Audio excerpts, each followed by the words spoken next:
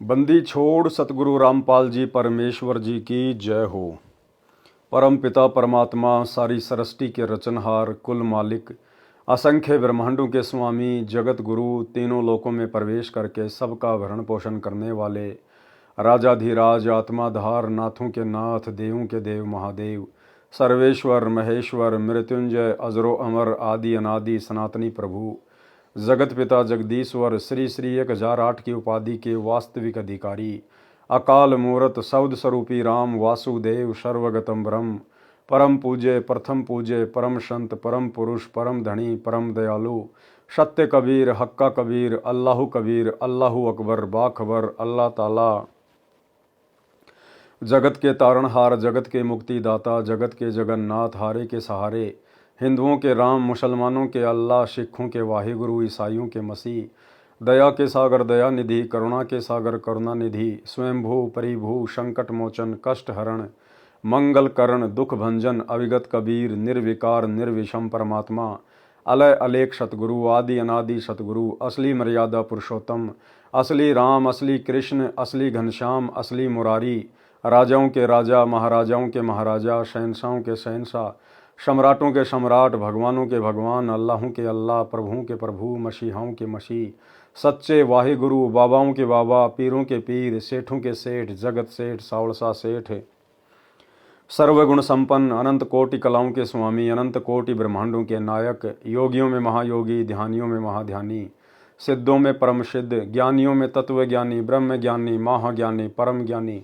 सर्वश्रेष्ठ ज्ञानी विज्ञानी युवा कबीर समरथ कबीर असमवात अमित ओजा सच्चे रहनुमा करीम अल्लाह सुभान अल्लाह दुनिया के अंतिम पैगंबर 8 सितंबर 1951 से गांव धनाना जिला सोनीपत हरियाणा भारतवर्ष की पावन भूमि पे प्रकट रियल कल की भगवान श्री नारायण साकार हरि श्री बाबा साहिब शब्द स्वरूपी राम संत श्रोमणी सतगुरु रामपाल जी परमेश्वर जी के चरण कमल में साध संगति से जुड़े हुए देश विदेश से आपरम सभी सत्सेवक भाई बहनों का अनंत कोटि दंडवत प्रणाम।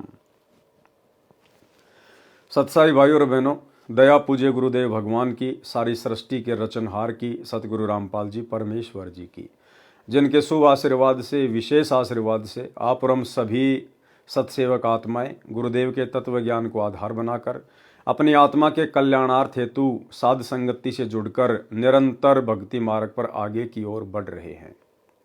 भाई और बहनों, पूज्य गुरुदेव जी की बहुत बड़ी मेहर बरस रही है जो हम आत्माओं को अध्यात्म से संबंधित नई नई जानकारियां उन्हीं के कर कमल से लिखित पवित्र पुस्तक मुक्ति बोध से प्राप्त हो रही हैं और जिसको पढ़कर सुनकर आप और हमारा विश्वास आसमान को छू रहा है और यही विश्वास एक दिन आप और हमें सतलोक के दर्शन करवाएगा, क्योंकि परमात्मा कहते हैं कहे कबीर सुनो भाई साधो मैं तो हूँ विश्वास में। तो गुरुदेव हमें मिलेंगे, लेकिन कब? जब हम पूर्णतया विश्वास कर लेंगे, आंख बंद करके ब्लाइंड फेथ कर लेंगे कि इस सृष्टि में यदि कोई एकमात्र कबीर परमेश्वर है तो सतगुरु रामपाल जी परमेश्वर हैं, उनके अलावा और कोई भगवान कहीं नहीं है। इनकी मौज ये चाहें तो सर्व ब्रह्मांडों में सर्व जगहों पर अनंत रूप बनाकर बैठ सकते हैं। इसलिए अब हमने वो गलतियां नहीं करनी है जो गलतियां हम युगों युगों से भक्ति मार्ग पर करते आ रहे हैं। सबसे बड़ी गलती है गुरु को मानुष मानकर भक्ति करना। तो अब हमने गुरु को मानुष मानने की गलती शौपन में भी नहीं करनी है। तो भाई और बहनों, मुक्ति बोध के ऊपर वीडियो बनाने की श्रृंखला जारी है। इसी श्रृंखला में आज हमारा ये 13वें नंबर का वीडियो है। प्रत्येक वीडियो में गुरुदेव के आशीर्वाद से हमें बहुत कुछ नया सीखने को जानने को मिलता है। आज गुरुदेव भगवान ने काशी में जो भंडारा हुआ था शॉर्ट में उसका हल्का सा जिक्र किया है। उसके बाद सार शब्द को लेकर और बहुत सारी गहन गहन जानकारियां गुरुदेव ने उपलब्ध करवाई हैं, जिन जानकारियों को देखकर सुनकर हमारा विश्वास और अधिक दृढ़ होगा। तो चलिए शुरू करते हैं वीडियो। पवित्र ग्रंथ मुक्ति बोध पेज नंबर 98। काशी में भंडारा करना। सरलार्थ, मांझी यानी नौका को चलाने वाला यानी खेवट, उसको कहते हैं मांझी। जैसे सतगुरु वर्तमान में भक्ति की नौका चला रहे हैं, भक्ति की जो है नाव चला रहे हैं। सतगुरु वर्तमान में भक्ति के खेवट हैं, भक्ति के मांझी हैं। तो मांझी कहते हैं नौका को चलाने वाला यानी खेवट। संसार सागर से जीव की नौका को पार करने वाला। मर्द, मर्द कहते हैं समर्थ पुरुष को, और इस सकल सृष्टि में एकमात्र मर्द केवल कबीर परमेश्वर सतगुरु रामपाल जी भगवान है। बाकी सब उनकी स्त्रियां हैं, सब उनकी आत्माएं हैं। नामर्द नपुंसक व कायर को कहते हैं। जगत यानी संसार करे उपहास, यह कहकर मजाक करता है कि जुलाहा अशिक्षित है। बात करता है वेदों, गीता और पुराणों की, ये क्या जाने भक्ति के बारे में। अन्य संतों के ज्ञान को परमेश्वर कबीर जी ने गलत सिद्ध कर दिया था, परंतु आंखों देखकर भी अपनी रोजी रोटी को बनाए रखने के मकसद से परमेश्वर कबीर जी को रास्ते से हटाने के लिए, बदनाम तथा शर्मसार करने के मकसद से भिन्न भिन्न हथकंडे अपनाते रहते थे।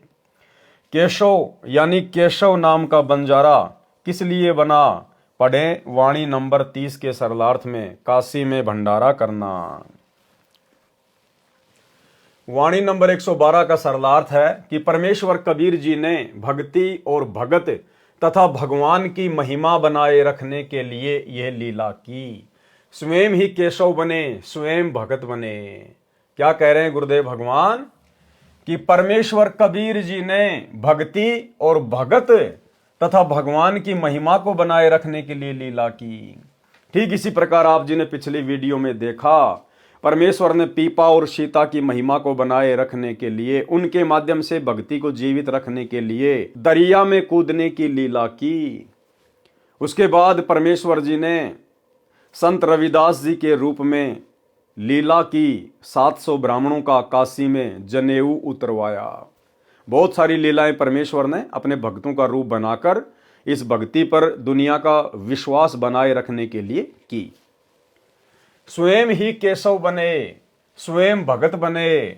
स्वामी रामानंद ने परमेश्वर कबीर जी को सतलोक में व पृथ्वी पर दोनों स्थानों पर देखकर कहा था, दोहूं ठोर है एक तू, भया एक से दो, गरीब दास हम कारणे आए हो मगजो।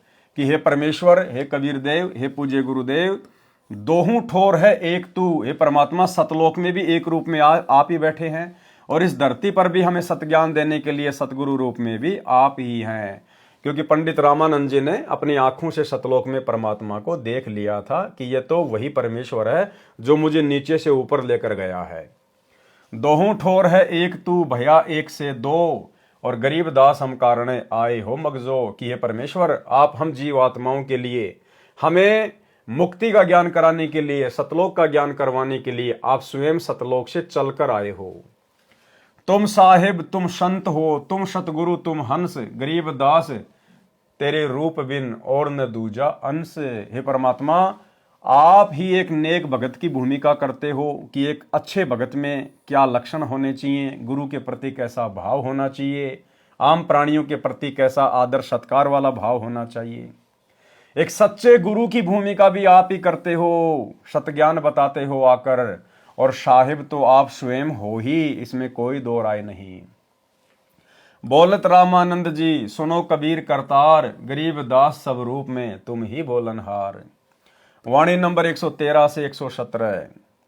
गरीब सोहम ऊपर और है, सतसुकृत एक नाम, सब हंसों का बंस है, सुन बस्ती नहीं गाँव। गरीब सोहम ऊपर और है, सुरती नृति का नाहा, सोहम अंतर पैठ कर सतसुकृत लोला।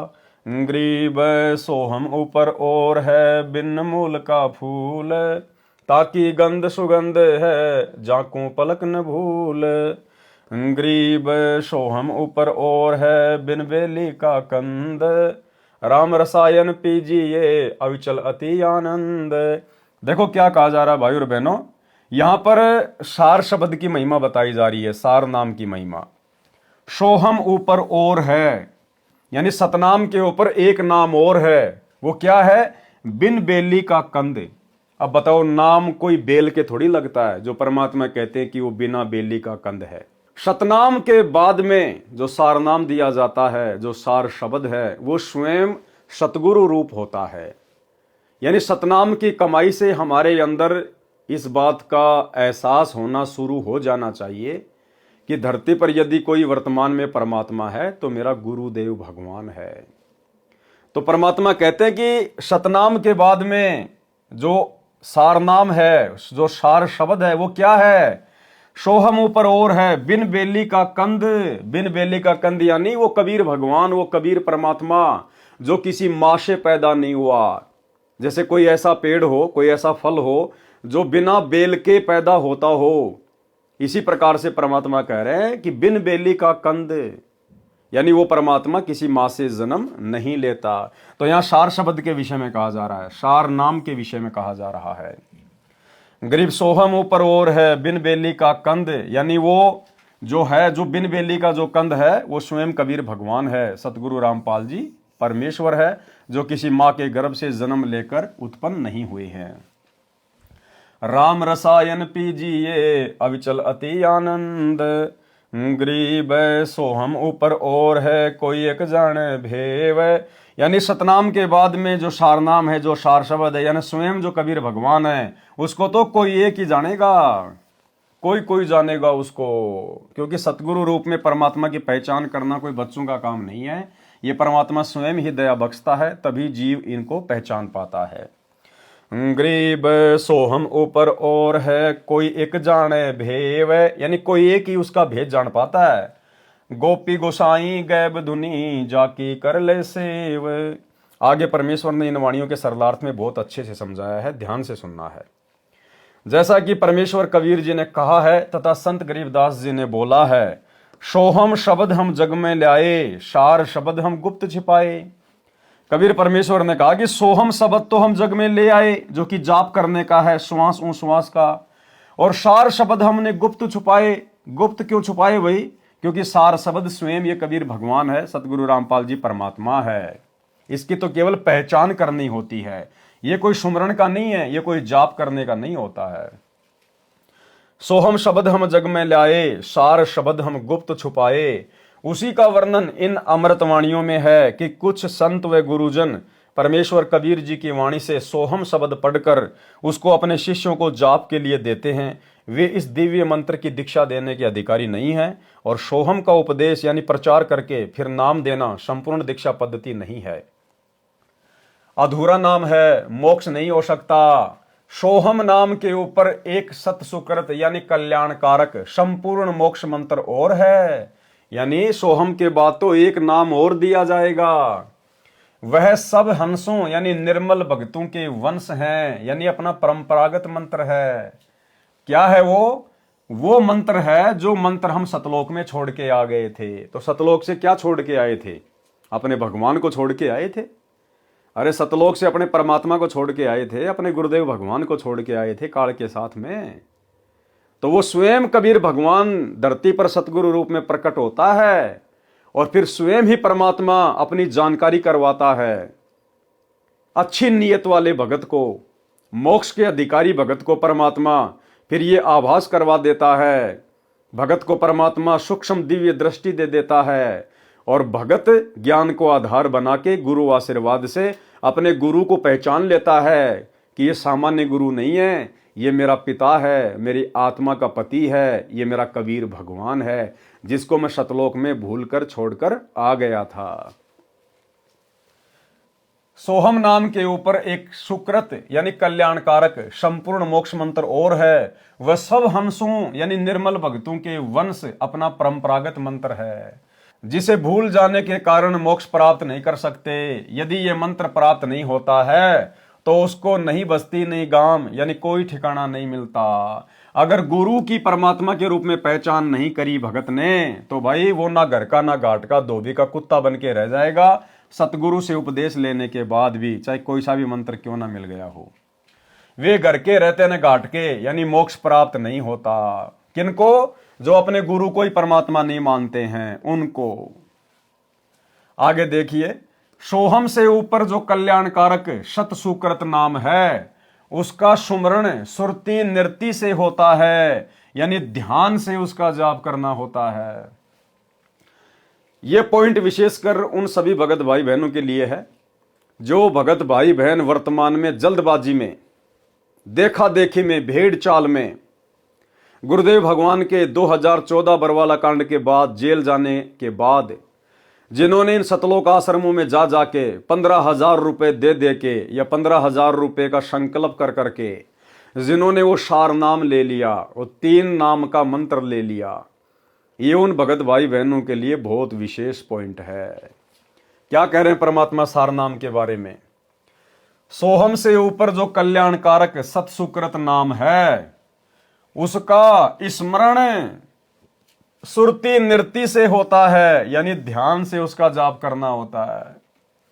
और जिनको सार नाम मिल गया वर्तमान में इन फर्जी सतलोक आश्रमों से, चंद पैसों के लालच में इन्होंने सार नाम को, जो कि फर्जी सार नाम, गुरुदेव भगवान ने उस डीवीडी में जानबूझ के भक्तों की परीक्षा के लिए वो फर्जी सार नाम डाला, फर्जी सार नाम, और भगत उसको लेके अपने आप को धन्य समझ रहे हैं और दुर्गति सबकी ज्यों की त्यों है। परमात्मा कहते हैं उसका तो सुरती नृत्य से ध्यान से स्मरण होता है, चिंतन करना पड़ता उसका। वो मुंह से जाप नहीं किया जाता, श्वासों से जाप नहीं किया जाता। और यहां तो 3 मंत्र दिए गए उन भक्तों को और तीनों मंत्रों का वो जाप कर रहे हैं। परमात्मा क्या कह रहे हैं सार नाम के विषय में? तो गुरुदेव कहते हैं जो सार नाम है उसका सुमरण नहीं किया जाता, उसका स्मरण है। और उसका स्मरण कैसे किया जाता है? सुरती नृत्य से, सुरती नृत्य से होता है, यानी ध्यान से उसका जाप करना होता है। तो सबसे पहली बात तो संगत बेचारी सार नाम के नाम पर ठगी गई 2014 बरवाला कांड के बाद से, क्योंकि देखा देखी भेड़ चाल, ये परीक्षा का समय था। लोगों ने ना तो विश्वास किया अपने गुरुदेव भगवान पर, फिर क्यों भक्ति कर रहे थे भाई? जब आपको इतना ही विश्वास नहीं है कि हमारे गुरुजी कभी जेल से बाहर आएंगे, फिर क्यों भक्ति कर रहे हो? चलो तुमने नाम तो ले लिया इन फर्जी सतलोक आश्रमों से, क्या तुम्हारे को सतलोक भी ये लोग भेज देंगे कल को एरोप्लेन को बुक करके? अगर तुम्हारा गुरु जेल से नहीं आया तो तुम्हें सतलोक कौन भेजेगा फिर? तो भाई और बहनों ने अपने गुरुदेव भगवान पर विश्वास करना चाहिए था, अपने गुरुदेव का इसार जेल से बाहर आने का इंतजार करना चाहिए था। अरे ये परमात्मा सतलोक से चल के पृथ्वी पर आया है तो जेल में बैठने थोड़ी आया है। ये तो परमेश्वर का एक मिशन है, उनकी एक लीला है। जो गंदगी सतलोक आश्रमों में जमा हो चुकी थी, भक्तों की भीड़ के रूप में जो गंदगी जमा हो चुकी थी, परमात्मा उसकी छटनी करने के लिए इसार जेल में बैठे हैं। तो भक्तों ने विश्वास करना चाहिए था, इंतजार करना चाहिए था, जैसे हम सत्सेवक भाई बहन कर रहे हैं और ज्ञान आधार से अपनी भक्ति कर रहे हैं। तो पहली बात तो संगत सार नाम के नाम पे ठगी गई। उसके बाद सतलोक आश्रम मैनेजमेंट हरियाणा ने काल प्रेरणा से सार शब्द देना शुरू कर दिया, सार शब्द। और सार शब्द का क्या दिया इन्होंने? 3 मंत्र, ओम सोहम सत्य कबीरा, ओम सोहम सत्य कबीरा। और सब भाई बहन उसको जप रहे हैं, ओम सोहम सत्य कबीरा, ओम सोहम सत्य कबीरा। और 1-1 लाख रुपया ले लिया गया उस सार शब्द का, 1-1 लाख रुपया। अभी जो हिसार जेल से लेटेस्ट ऑडियो आई है 73 नंबर की, विशेष संदेश नंबर 73, उसमें परमेश्वर ने सार शब्द के बारे में बिल्कुल क्लियर कर दिया। भाई और बहनों, आपने एक चीज नोट की होगी, इससे आपको यह भी विश्वास होगा कि यह पवन दास अपनी तरफ से कुछ नहीं बोलता है। परमात्मा मुझे जो प्रेरणा करते हैं वही संदेशा दास आप जियों को देता है। और दास पिछले कई वर्षों से सार शब्द के बारे में यही बताता आया है कि सार शब्द कोई मंत्र नहीं है, सार शब्द कोई जाप करने का मंत्र नहीं है। सार शब्द तो खुद हमारा गुरुदेव भगवान है, खुद हमारा परमात्मा है सार शब्द। लेकिन किसी भी भाई बहन को विश्वास नहीं हुआ, मन में शंका कि नहीं इसको क्या पता, ये तो आश्रमों में भी नहीं जाता, गुरुजी ने इसको गुरुद्रोही घोषित कर रखा है। ठीक है भैया, गुरुदेव ने अपने मिशन के तहत मुझे गुरुद्रोही घोषित कर दिया, मेरा सौभाग्य। आश्रमों में मैं इसलिए नहीं जाता क्योंकि आश्रमों में काल बैठा हुआ है, लेकिन ज्ञान तो गुरुदेव भगवान का हमारे पास में है, वो तो बाहर है, स्वतंत्र है, ज्ञान को तो किसी ने बांध नहीं रखा। तो दास पिछले कई वर्षों से यही बात कहता आ रहा है कि सार शब्द के नाम पे धोखा मत खाओ। ये कंप्लीट जो दीक्षा होती है केवल 3 बार में पूरी होती है, जो कबीर सागर में लिखी हुई है। और चौथी बार में तुम लोगों को जो सार शब्द दिया जा रहा है, ओम सोहम सत्य कबीरा, ये काल प्रेरणा से तुम्हें ठगा जा रहा है, ये तुम्हारी परीक्षा है और तुम अपने विकेट पर विकेट गिरा रहे हो। ये कोई जाप करने का मंत्र नहीं होता। परमात्मा ने तो उस डीवीडी में जानबूझ के भक्तों की परीक्षा के लिए बोल बोल के वो मंत्र डाल दिए। अरे सार शब्द भी अगर भगत देंगे तो भगवान सतलोक से चलकर क्यों आया, किस लिए आया, फिर गुरु जी की जरूरत क्या पड़ गई भक्तों को। तो भाई और बहनों, अब 73 नंबर की विशेष संदेश वाली ऑडियो में गुरुदेव भगवान ने सार शब्द को लेकर बिल्कुल क्लियर कर दिया। इस नीच पवनदास का परमात्मा ने खुले शब्दों में समर्थन कर दिया। और गुरुदेव कह रहे हैं कि सार शब्द कोई जाप करने का मंत्र नहीं है, सार शब्द कोई मंत्र नहीं है। सुनिए ध्यान से, परमेश्वर प्रथम मंत्र, सतनाम, सारनाम और सार शब्द के बारे में क्या कह रहे हैं। भगत भाई बहनों की आंखें खुल जानी चाहिए इसको सुनने के बाद में, अन्यथा भाई और बहनों आंखें फिर फूटी पड़ी हैं। सुनिएगा। पहले तो प्रथम मंत्र ऐसा गजब का, उसके बाद आपको सतनाम दिया जाता है स्टेप बाय स्टेप। ये पहले वर्णित कर रखा था भगवान ने, सारी व्यवस्था कर रखी थी। अब आपको 5-6 साल का मौका दिया जाता है श्वास उश्वास का खूब श्रवण करा करो। हम सार नाम जब देते हैं ताकि तुम दृढ़ हो जाओ और ये फिर बर्बाद ना कर लो। मोक्ष होगा सतनाम से, यानी मोक्ष का मतलब है कि यहां से पीछा छुटेगा सतनाम तय। और सार नाम तो भगवान का है, एक बेट मजा बिठाओगा तुमने वहां पर यहां से आपका झंझट मिटा जब बात ऊपर चल लेंगे। तो सांस का सुमन करा करो खूब डट के, और सार नाम मिलने पास फिर उसकी रगड़ ला दे। तो 3 मंत्र के बारे में गुरुदेव ने बता दिया कि सबसे पहले आपको प्रथम मंत्र दिया जाता है, उसके बाद आपको शतनाम दिया जाता है, और शतनाम के बाद आपको 4-5 साल का समय दिया जाता है कि जम के इसका सुमरण करो, मर्यादा में रह के। उसके बाद फिर आपको सारनाम दिया जाएगा, और सारनाम तो उस समय दिया जाएगा जब आपके सारे झंझट समाप्त हो जाएंगे। सारे झंझट का मतलब है काम, क्रोध, लोभ, मोह, अहंकार, राग, द्वेष, ईर्ष्या, छल, कपट। तो ये तो ज्यों का त्यों भरा पड़ा है आज भक्तों में। जिन जिन भक्तों ने सतलोक आश्रमों से सार नाम ले लिया है, सबसे ज्यादा राग, द्वेष, ईर्ष्या, काम, क्रोध, लोभ, मोह, अहंकार यदि किसी में है तो उन सार नाम और सार शब्द प्राप्त भक्तों के अंदर है। तो कहां से उनकी सुरती आगे बढ़ेगी, कहां पे वो भक्ति मार्ग पे दृढ़ हो पाएंगे। तो 3 बार की दीक्षा के बारे में गुरुदेव ने बता दिया। अब आगे गुरुदेव जिक्र कर रहे हैं सार शब्द का। जिस सार शब्द के नाम पे गुरुदेव के कलयुगी परिवार ने आप भाई बहनों को 1-1 लाख रुपए के चक्कर में काल प्रेरणा से मूर्ख बना दिया है, आपकी तमाम मर्यादाएं खंडित करवा दी गई हैं, आप भाई बहनों को गुरुदेव भगवान की नजरों में नीचे गिरा दिया गया है। अब सार शब्द के बारे में क्या कह रहे हैं गुरुदेव। सार शब्द कोई मंत्र नहीं है जिसका तुम लोग जाप करने में लगे हुए हो। क्या कह रहे हैं, ध्यान से सुनिए। उसके बाद चौथा कोई मंत्र नहीं देते हम, दीक्षा नहीं है चौथा। उसके बाद चौथा कोई मंत्र नहीं देते हम, दीक्षा नहीं है चौथा। उसके बाद चौथा कोई मंत्र नहीं देते हम, दीक्षा नहीं है चौथा। चौथे जो सार शब्द है उसमें आपकी भक्ति को सैचुरेट किया जाता है, उसको और प्रगाढ़ किया जाता है, और वो सिमरण मिलने के बाद फिर जल्दी छूट जाओगे। उससे पहले सतनाम बहुत जरूरी है। सतनाम का सिमरण जब पूरा ना हुआ तो ये काम नहीं करेगा। और कोई हमने शौक थोड़ा है आपसे में सार शब्द ना देंगे, सार नाम ना दे, आपके लिए तो खड़े हो रहे हैं। पर समय पर देता डॉक्टर, समय से पहले फोड़ेगा, चीरा ना करे। तो मरीज कुछ भी कहता रहे, उस डॉक्टर ने अपने हिसाब से चलना होता है। तो भाई और बहनों, आपने सुन लिया सार शब्द के विषय में कि सार शब्द कोई मंत्र नहीं है, सार शब्द कोई दीक्षा नहीं है, कोई जाप करने का मंत्र नहीं है सार शब्द। और आप लोग सारा दिन ओम सोहम सत्य कबीरा, ओम सोहम सत्य कबीरा, 1-1 लाख रुपए देके ठगे गए आप लोग। क्या कह रहे हैं गुरुदेव भगवान, यही हम चीख रहे हैं, हम चिल्ला रहे हैं पिछले 7-8 वर्षों से कि मूर्ख मत बनो, ये परीक्षा का समय है, गुरु देख रहा है। वो बालक नहीं है, बेबस नहीं है, लाचार नहीं है जो सरकार ने पकड़ के जेल में बैठा दिया और बाहर नहीं निकल पा रहा। वो अपनी मर्जी का मालिक है, वो छटनी करने के लिए बैठा हुआ है, और तुम इंतजार करो अपने गुरु का। लेकिन सत्सेवक भाई बहनों को छोड़कर किसी ने इंतजार नहीं किया, और ठोकरों पे ठोकर खा गए, ठोकरों पे ठोकर।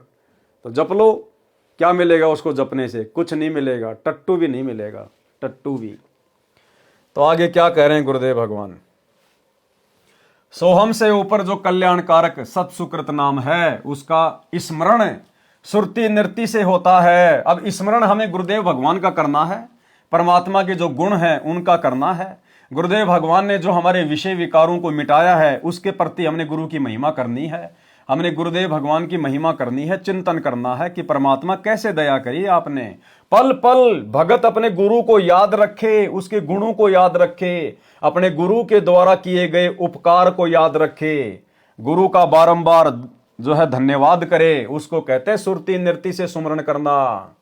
वो है सार शब्द, यानी सार शब्द यानी संपूर्ण रहस्य, फुल पावर शब्द। हम हैं शब्द, शब्द हम माही, हमसे भिन्न और कछु नहीं। ये है वो सार शब्द। शब्द यानी शक्ति, परमात्मा कुछ भी कर सकता है, इनसे ऊपर कोई नहीं। तो सार शब्द का मतलब होता है अपने गुरुदेव भगवान के गुणों का चिंतन करना, उनके द्वारा किए गए जो उपकार हैं उनको याद करना, गुरु का धन्यवाद करना, पल पल अपने गुरु जी को याद रखना, उनके अलावा अपने दिमाग को कहीं भी नहीं भटकने देना। उसको कहते हैं सार शब्द का स्मरण करना, सुरति नृति से, ध्यान से। और तुम क्या जाप कर रहे हो, परमात्मा क्या बता रहे हैं? और 73 नंबर की इस ऑडियो में आपने सुन लिया, गुरुदेव ने बिल्कुल क्लियर कर दिया कि सार शब्द कोई मंत्र नहीं है, कोई दीक्षा नहीं दी जाती। और आप लोग क्या कर रहे हो? तो भाई और बहनों, अभी भी समय है, साथ संगति से जुड़ जाओ, वरना जो गलतियां आप सतलोक आश्रमों से जुड़े हुए भाई बहनों ने कर डाली है, माफी नहीं है इन गलतियों की, माफी। आपने अपने गुरु भगवान पर अविश्वास प्रकट कर दिया, आपने उनका इंतजार नहीं किया। ये गलती क्षमा योग्य नहीं है। मौका है, गुरुदेव से नाग रगड़ के समय याचना करके साथ संगति के वीडियो देखना शुरू कर दो। सोहम से ऊपर जो कल्याणकारक सत सुकृत नाम है, उसका स्मरण सुरति नृति से होता है, यानी ध्यान से उसका जाप करना होता है। सोहम नाम का जाप करते करते उस सार शब्द का भी जाप ध्यान से करना होता है। उसमें लो यानी लगन लगा। लगन किस में लगेगी? अपने गुरु में लगेगी, अपने परमात्मा में लगेगी। जो सार शब्द है वह सत्य पुरुष जी का जाप है। किसका जाप है? सत्य पुरुष का जाप है। जो सार शब्द है वह सत्य पुरुष जी का जाप है। उस परमेश्वर के कोई माता पिता नहीं है। अब देखो, बात चल रही है सार शब्द की, और क्या कहा जा रहा है? उस परमेश्वर के कोई माता पिता नहीं है। तो क्या हुआ सार शब्द? सार शब्द का मतलब वो परमेश्वर, वो परमात्मा, वो गुरुदेव भगवान, जिसका कोई माता पिता नहीं है। कौन हुआ सार शब्द? स्वयं गुरुदेव भगवान। ध्यान से पढ़ो। जो सार शब्द है वह सत्य पुरुष जी का जाप है। उस परमेश्वर के कोई माता पिता नहीं है, यानी उनकी उत्पत्ति नहीं हुई। बिन बेली, बिना बेल के लगा फूल है। क्या कह रहे हैं? बिन बेली, बिना बेल के लगा फूल है। बिना बेल के लगा फूल क्या हुआ? जिसके कोई माता पिता नहीं है, जिसको किसी ने पैदा नहीं किया हो, उसको कहते हैं बिन बेली, बिना बेल के लगा हुआ फूल। ये किसके विषय में बात हो रही है? सार शब्द के विषय में। क्योंकि आपने जस्ट पहले क्या पढ़ा? देखो, मालिक ने यहां लिखा हुआ है ना, गरीब सोहम ऊपर और है, बिन बेली का कंद। ये किसके बारे में हो रही है बात?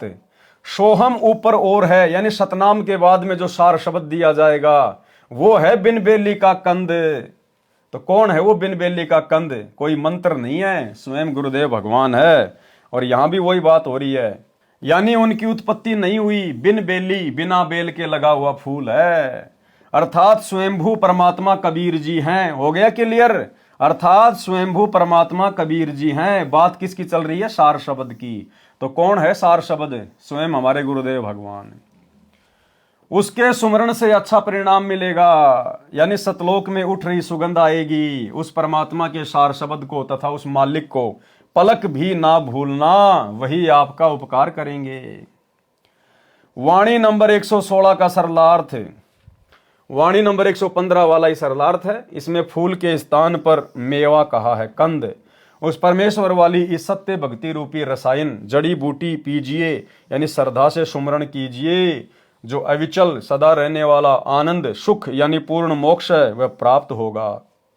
जो सार शब्द सोहम से ऊपर है, आगे क्या कह रहे हैं परमात्मा? जो सार शब्द सोहम से ऊपर है, उसका भेद कोई कोई ही जानता है। जैसे वर्तमान में केवल सत्सेवक भाई बहन ही जान पाए हैं उस सार शब्द को, उसका भेद कोई कोई ही जानता है। गुप्त यानी अव्यक्त, गोसाई परमात्मा, गैब धुनी यानी उस जाप से स्मरण की आवाज बनती है, उसे धुन कहा है। उस मंत्र की सेव यानी पूजा करो। तो पूजा किसकी की जाती है? अपने गुरुदेव भगवान की जाती है। भाई पूजा किसकी करोगे? देव की करोगे ना। तो सबसे बड़ा देव कौन? अपना गुरु, देवों का देव महादेव। तो यहाँ क्या कहा जा रहा है? उस मंत्र की सेव यानी पूजा कर। तो पूजा तो भाई अपने गुरुदेव भगवान की करते हैं हम। वाणी नंबर 118। ग्रीब सुरती लगे और मन लगे, लगे निर्ति धुन ध्यान, चार जुगन की बंदगी एक पलक परवान। सरलार्थ, उस संपूर्ण दीक्षा मंत्र का सुमरण स्मरण ध्यान पूर्वक करना है। उसका स्मरण करते समय सुरती नृति तथा मन नाम के जाप में लगा रहे। ऐसा न हो कि कबीर माला तो कर में फिरे, जीव्या फिरे मुख माही, मनवा तो चहु दिस फिरे, ये तो सुमरण नाही। सुरती नृति तथा मन व श्वास यानी पवन के साथ सुमरण करने से, एक ही नाम जाप से 4 युगों तक की गई शास्त्र विरुद्ध मंत्रों के जाप की भक्ति से भी अधिक फल मिल जाता है। वाणी नंबर 119। गरीब सुरती लगे और मन लगे, लगे नृति तिस ठोर, शंकर बख्शा मेहर करी उबर गई जदगोर। सरलार्थ, उपरोक्त विधि से स्मरण करना उचित है। उदाहरण बताया है कि जैसे शंकर भगवान ने कृपया करके पार्वती जी को गुप्त मंत्र बताया, जो प्रथम मंत्र ये दास रामपाल दास देता है, जो शास्त्रोक्त नाम है, और देवी जी ने उस स्मरण को ध्यानपूर्वक किया तो तुरंत लाभ मिला। वाणी नंबर 120। गरीब सुरती लगे और मन लगे, लगे नृति तिस माही, एक पलक ता संचरे कोटि पाप अग जाही। सरलार्थ, उपरोक्त विधि के सुमरण यानी स्मरण से एक क्षण में करोड़ों पाप नष्ट हो जाते हैं। वाणी नंबर 121। गरीब अवगत की अवगत कथा, अवगत है सब ख्याल, अवगत सु अवगत मिले, कर जोर तब काल। सरलार्थ, अवगत की यानी दिव्य परम पुरुष परमेश्वर की अविगत कथा दिव्य कहानी है। उसका ख्याल यानी विचार विमर्श भी अविगत यानी अनोखा है, क्योंकि उसका किसी को ज्ञान नहीं होता। कोई प्रथम बार उस परमेश्वर की महिमा सुनता है तो अनोखी लगती है। उस परमेश्वर को अविगत से दिव्य मंत्र की साधना से अविगत मिले प्राप्त करते हैं, तो उस साधक के सामने कर जोरे तब काल यानी काल ज्योति निरंजन हाथ जोड़ता है और उसको शतलोक जाने में बाधा उत्पन्न नहीं करता। वाणी नंबर 122। गरीब अमर अनुपम कबीर आप हैं और सकल सब खंड, सूक्ष्म से सूक्ष्म सही पूर्ण पद प्रचंड। सरलार्थ, वह अमर अनुपम यानी अद्भुत परमात्मा स्वयं कबीर जी हैं। अन्य सब प्रभु खंड यानी नाशवान हैं, यानी खंडित होने वाले हैं। वह परमेश्वर सूक्ष्म से सूक्ष्म यानी समर्थ है। जैसे अणु से अधिक विस्फोटक परमाणु है, इसी प्रकार परमेश्वर परमाणु से भी अधिक सूक्ष्म होने से अधिक शक्तिमान है। और पूर्ण पद वह परम पद प्राप्त कराने वाले हैं। जहां जाने के पश्चात साधक फिर लौटकर संसार में कभी नहीं आते। वह परमेश्वर ऐसा प्रचंड यानी प्रबल है। राग प्रभाती से शब्द नंबर 8। कोई जन जानेगा भेव, शाख नहीं वह तो मूल है। यानी वो कबीर परमात्मा कोई शाखा नहीं है, वो तो भक्ति का मूल है। मूल जो अविनाशी है, अखंड है, जड़ है। ऊपरी मूल तले को डार, दिव्य चिस्मो तुम देखो रे निहारी, समाधान शाखा न पात, कौन लखे साई की दाती। राता पीरा है आकाश, दमकू खोजो महतत बास, महतत में एक मूर्ति ऐन, मुरली मधुर बजावे बैन। अक्षय वृष अस्तान हमार, खेलो हंसा अधिक आधार। यानी सतलोक की बातें कर रहे हैं परमात्मा, वहां कितने सुख हैं। कोटिक ब्रह्मा धरते ध्यान, कोटिक शंभु है सुरज्ञान, नारद विष्णु रटते शेष, कोई न जाने सतगुरु उपदेश। सनक सनंदन है ल्योलीन, यानी सनक और सनंदन जो ब्रह्मा जी के 4 पुत्र हैं, वो भी उस परमात्मा की प्राप्ति में लगे हुए हैं। सनक सनंदन है ल्योलीन, ध्यान धरे सतगुरु दुर्बीन। जनक विदेही और सुखदेव, गोरख दत्त करत हैं सेव। कोटि कला त्रिवेणी तीर, दास गरीब भजी अवगत कबीर। वाणी नंबर 123। गरीब अदम उदाहरण भक्ति है, अदम उदाहरण नाम। अदम उदारक संत है, जिनकी मैं बलि जाऊं। सरलार्थ, संत गरीबदास जी ने बताया है कि जो शास्त्र अनुकूल भक्ति है उससे अधम यानी नीच अपराधी व्यक्ति का भी उद्धार हो जाता है। अधम उद्धारक भक्ति है सतगुरु रामपाल जी परमेश्वर जी की। इसलिए वह शास्त्र अनुकूल सतनाम वास्तविक नाम की साधना अधम उदाहरण नीचों का भी उद्धार करने वाली है।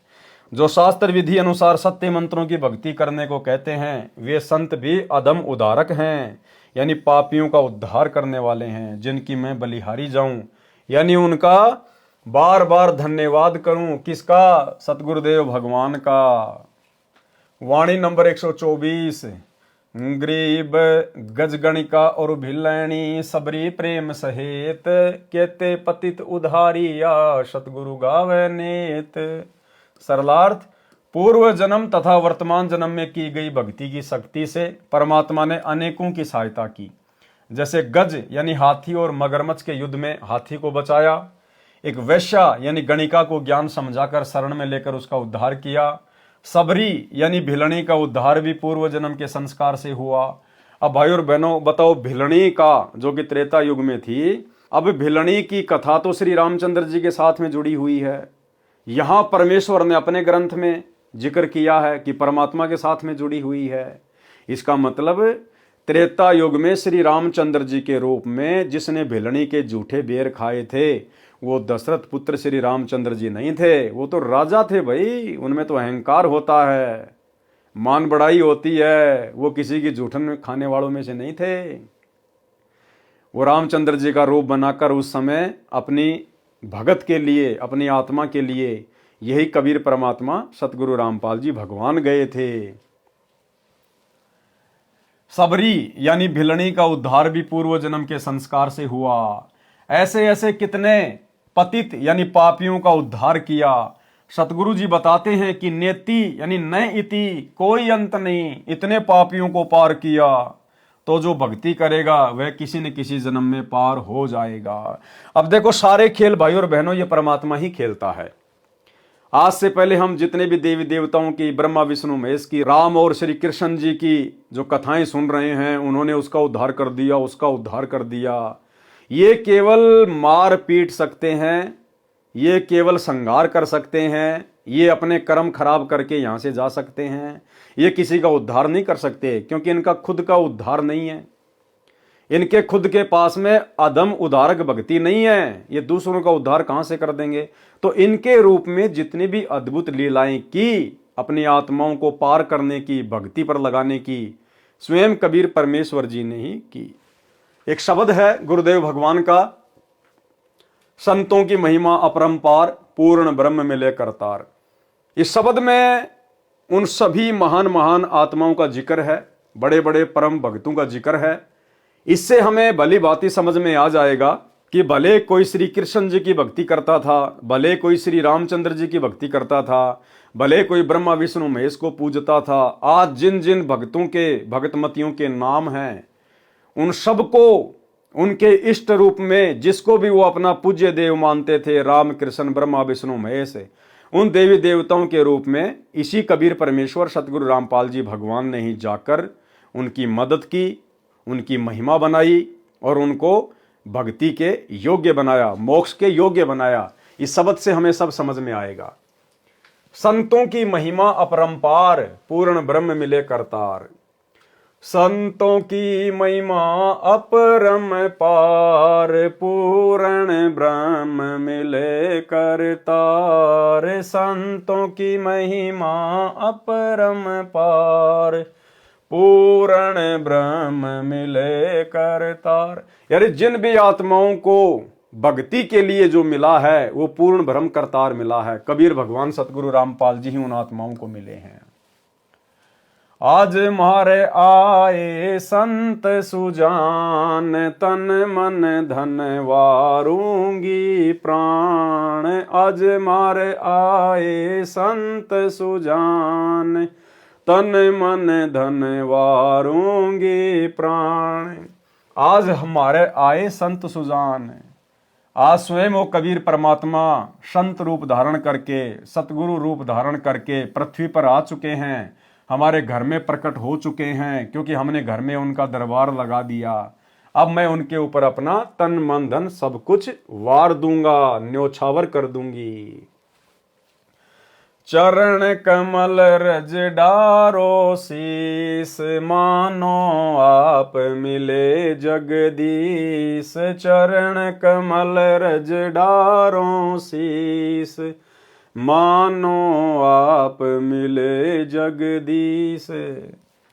कि मैं उनके चरणों की रज, उनके चरणों की धूल अपने शीश पर डालूंगा।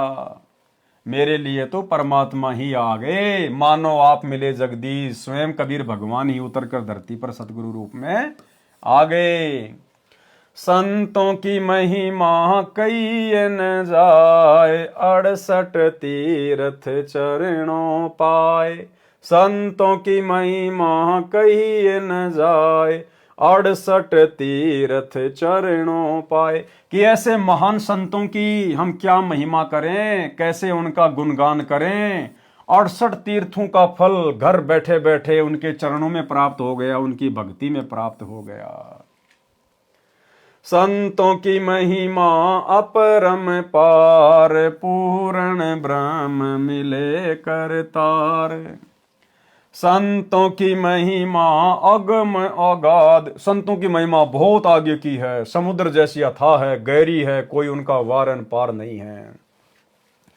संतों की महिमा अगम अगाध, नारद से उधरे प्रहलाद। नारद से उधरे प्रहलाद, यानी त्रेता युग में भगत प्रहलाद के पास भी उसको भक्ति पर लगाने के लिए नारद के रूप में यही कबीर परमात्मा गए, यही सतगुरु रामपाल जी भगवान। क्योंकि भक्ति के लिए तो जो भी कुछ कर सकता है यही परमात्मा कर सकता है। तो भगत प्रहलाद जी के पास में नारद का रूप बनाकर कौन गए? कबीर परमात्मा सतगुरु रामपाल जी भगवान। और महिमा बन गई श्री विष्णु जी की, नारद जी की। कोई बात नहीं, आज हमें सच्चाई का पता चल जाएगा। आज उन सब की महिमा फीकी पड़ जाएगी और एकमात्र पूरे विश्व में, पूरे ब्रह्मांड में, तीनों लोकों में गुरुदेव भगवान की महिमा चलेगी। धुरु भेटे नारद निर्बान, अमरपुरी पर रचे विमान। धुरु को भी यही कबीर परमात्मा सतगुरु रामपाल जी भगवान मिले थे। जब धुरु तपस्या करने के लिए जंगल में जा रहा था तो नारद का रूप बनाकर यही कबीर परमेश्वर सतगुरु रामपाल जी भगवान मिले और धुरु को अपना शिष्य बनाया। और उसके बाद अमरपुरी पर रचे विमान, धुरु के लिए परमात्मा ने अलग से नगरी की रचना कर दी, धुरुपुरी की। संतों की महिमा अपरम पार, पूर्ण ब्रह्म मिले करतार। कि हमारा सौभाग्य जो संत रूप में हमें पूर्ण ब्रह्म करतार मिल गया, सारी सृष्टि का मालिक कबीर भगवान मिल गया। संतों की महिमा अगम अगाध, बूढ़ंत राखे गज गिरहा। यानी जो मगरमच्छ और हाथी की जब लड़ाई हो रही थी आपस में, उनका जब शक्ति वो प्रदर्शन हो रहा था, तो डूबते हुए हाथी को किसने बचाया? उसकी ररंकार धुन से। उसने डूबते हुए ररंकार भाव से तड़प के साथ में राम भी नहीं बोल पाया था, इस कसक के साथ उसने भगवान को याद किया, जिसको भी वो मानता था, जानता था, पूजता था आत्मा से। और यही परमात्मा, क्योंकि आत्मा तो हम सब इसी की है, चाहे वो जानवर हो, चाहे पक्षी हो, चाहे इंसान हो, चाहे देवता हो, आत्मा हम इसी कबीर भगवान सतगुरु रामपाल जी की है। तो परमात्मा कहते हैं पानी में डूबते हुए गज यानी हाथी की जीवन रक्षा भी इसी परमेश्वर ने की थी। संतों की महिमा निश्चल थीर, द्रौपदी सुता के बढ़ गए चीर। अब द्रौपदी का चीर किसने बढ़ाया? आम समाज में नाम चल रहा है श्री कृष्ण जी का, जबकि श्री कृष्ण जी को तो पता भी नहीं था। वो तो उस समय रुक्मिणी के साथ अपने महल में चौपड़ पासा खेल रहा था, शतरंज खेल रहा था। उस समय द्रौपदी का चीर भी दुशासन से इसी कबीर परमात्मा सतगुरु रामपाल जी भगवान ने बढ़ाया था, अनंत कर दिया था। द्रौपद सुताकू दीन लीर जौके अनंत बढ़ाए चीर, खेचत खेचत खेच कसीसा और सिर पर बैठे हैं जगदीशा। ये है वो परमात्मा जो गुप्त रूप में सारे कार्य अपने भक्तों के संवार देते हैं। संतों की महिमा अपरम पार, पूर्ण ब्रह्म मिले करतार। संतों की महिमा अधिक सुमेर, संतों की महिमा सुमेर पर्वत से भी बड़ी है, उससे भी ऊंची है। भिलनी के खाए झूठे बेर।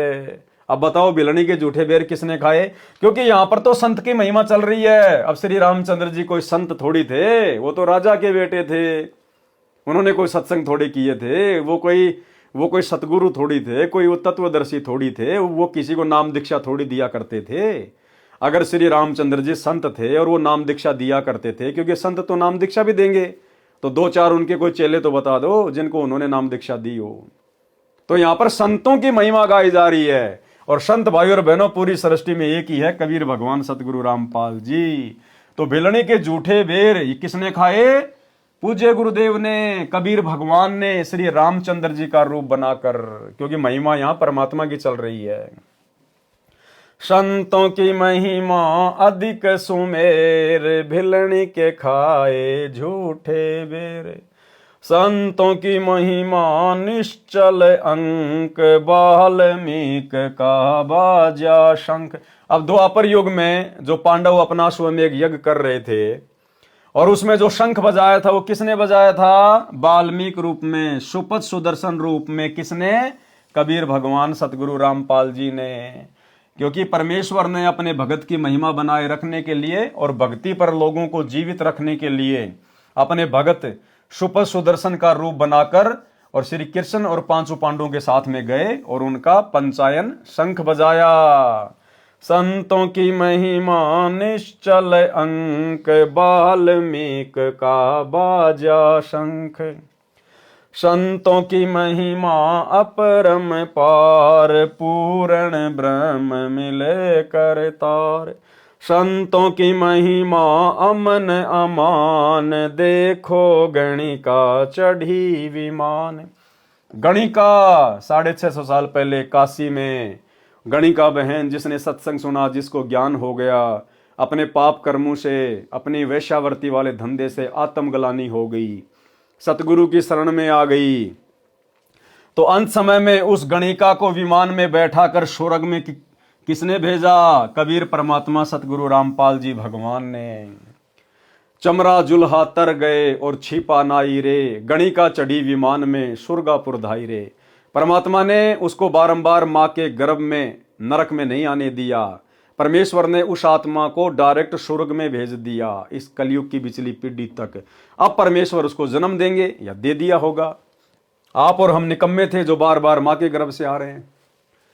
काशीपुरी कबीर कमाल, गए भी बालद आई रसाल। काशी में जो भंडारा हुआ था, भंडारा किसने किया? वो बालद कहां से आई थी? 9 लाख बोडी भरी विशंबर दिया कबीर भंडारा।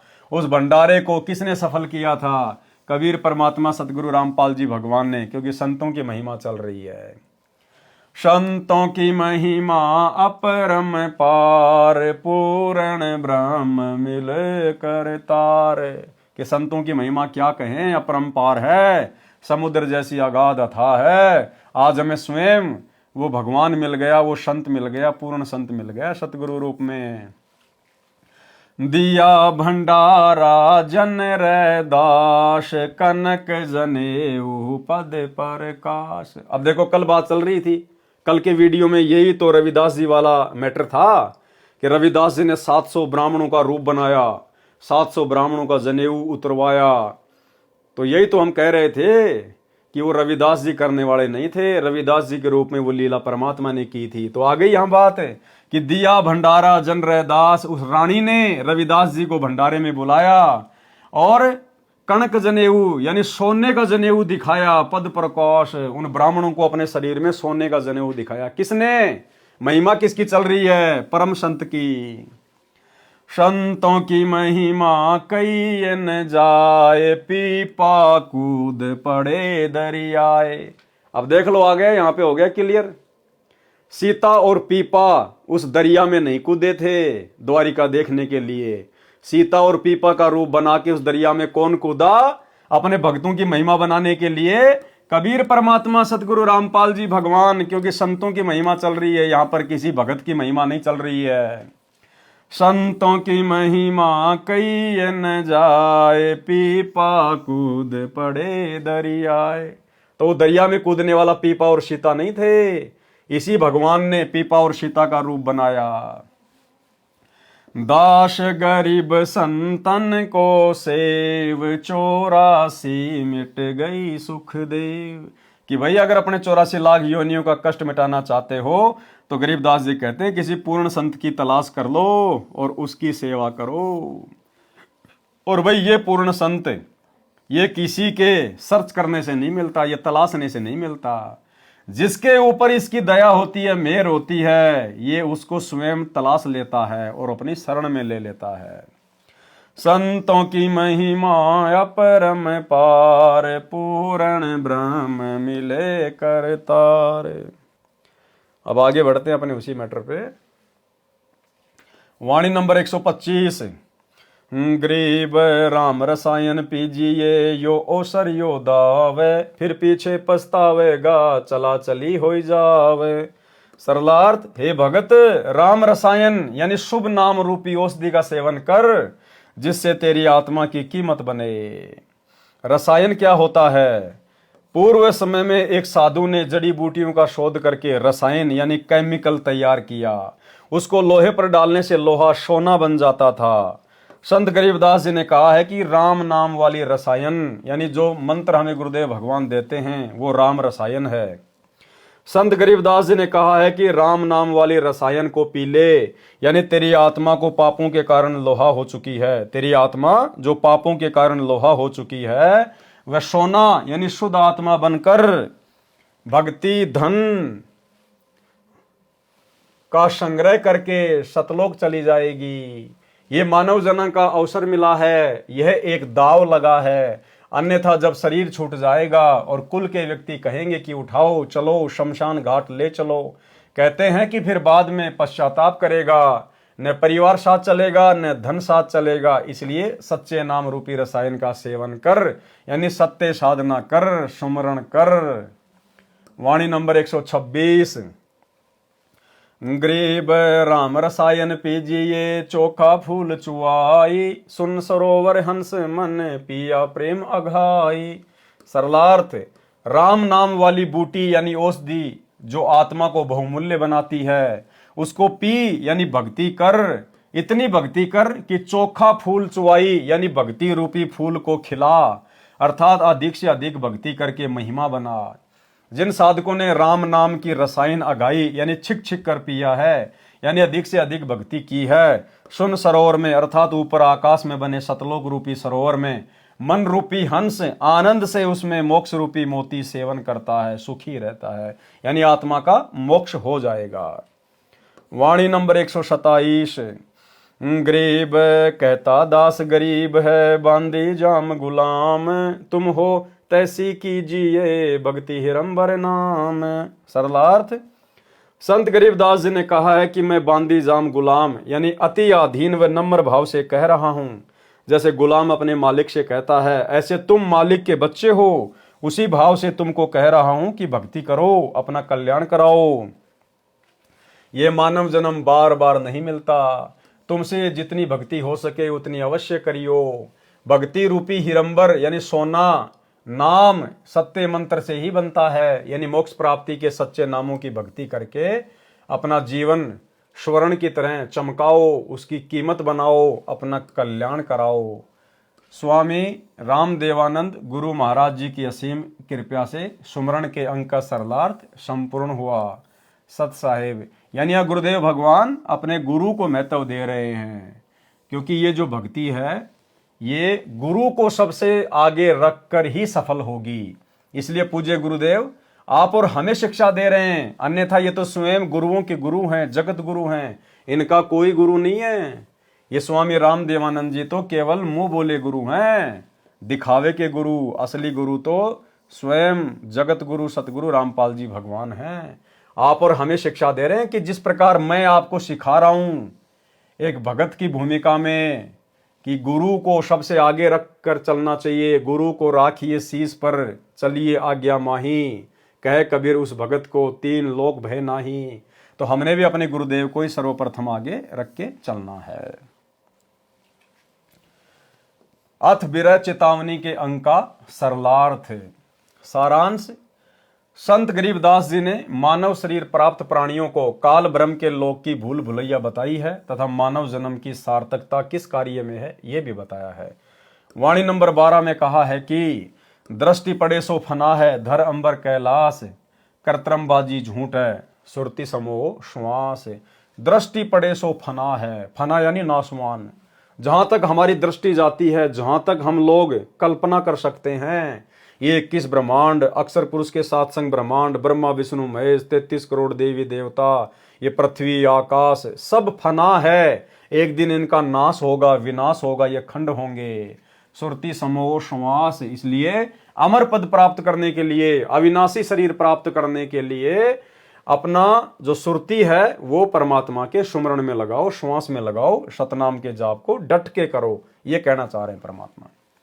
भावार्थ है कि जो कुछ आप देख रहे हो यानी खेत खलिहान, बाग बगीचे, पर्वत, झरने, वन, दरिया, गांव, शहर, जीव जंतु, राजा, मानव तथा चांद, सूर्य, तार, नक्षत्र, ग्रह आदि आदि सब फना यानी नाशवान है। शिव जी का घर कैलाश पर्वत पर है, वह कैलाश पर्वत भी नष्ट होगा। ये सब कृत्रिम यानी झूठा संसार, सब झूठ है, एक सपने के समान है। इसलिए श्वास उश्वास से सुमरण नाम जाप करो, संसार को आसार मानो, परमात्मा की भक्ति करो, अपना कल्याण करवाओ। वाणी नंबर 21 में कहा है कि चार पदार्थ एक कर, सुरती नृति मन पवन, असल फकीर जोग यो गगन मंडल को गौन। भावार्थ, स्मरण यानी नाम जाप करते समय अपने मन को, सुरती नृति को तथा पवन श्वास को एक करें। वास्तव में फकीरी सन्यासी होना तथा योग अर्थात भक्ति यह है। जंगल में जाने की अपेक्षा गगन मंडल अर्थात आकाश खंड में ध्यान रखो, सतलोक जाने की आशा रखो। शास्त्र विरुद्ध साधना करने से कोई लाभ नहीं होता। वाणी नंबर 7 में बताया है कि गरीब काशी करोत लेत है, आन कटावे शीस, बन बन भटका खाते हैं, पावत ना जगदीश। भावार्थ, शास्त्र विरुद्ध साधक नकली स्वार्थी गुरुओं द्वारा भ्रमित होकर कोई जंगल में जाता है, कोई काशी शहर में करोत से सिर कटवाने में मुक्ति मानता है। इस प्रकार की व्यर्थ साधना जो शास्त्रोक्त नहीं है उसको करने से कोई लाभ नहीं होता। वाणी नंबर 3 में संत गरीबदास जी ने बताया है कि गरीब असन बसन सब तज गए गाम और गे है, माहे संसासूल है, दुर्लभ तजनाए। कि भैया सन्यासी बन गए, गांव नगर छोड़ गए, माता पिता छोड़ गए, घर छोड़ गए, लेकिन मन में शंका ज्यों की त्यों है। वो मन की शंकाओं को समाप्त किए बिना भक्ति कभी सफल नहीं होती। भावार्थ, जब तक सतगुरु नहीं मिलता तब तक भगतजन भक्ति भी करते रहते हैं और शंका भी रहती है कि वह व्यक्ति ये साधना करता है, कहीं मेरी साधना सत्य ना हो। इसलिए अपनी साधना के साथ साथ दूसरे की साधना भी करने लगता है। जैसे एक भगत शनिदेव को मानता था, शनिवार का व्रत रखता था।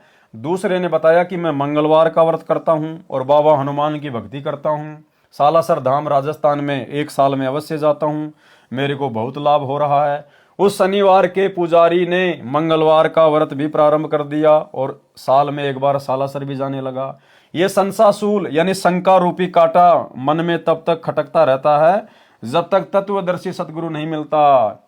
असन बसन यानी तज गए, घर बार राजपाट सब त्याग गए, जंगल में चले गए, परंतु अज्ञान के कारण शंका भी बनी है। इस शंका का समाधान दुर्लभ है।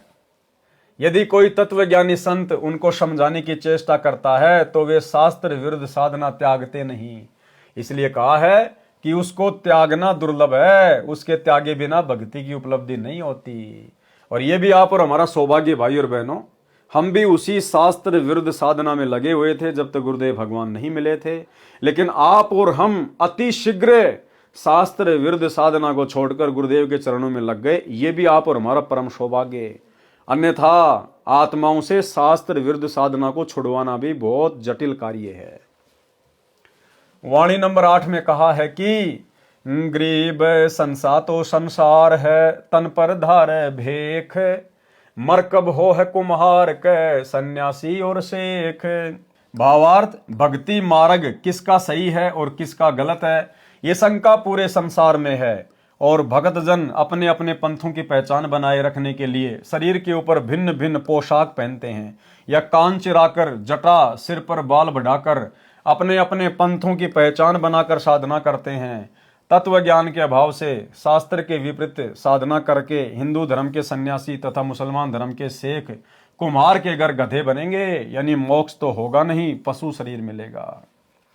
वाणी नंबर 5, गरीब नित ही जामे नित मरे, संशय माही शरीर, जिनका संसा मिट गया सो पीरन सिर पीर।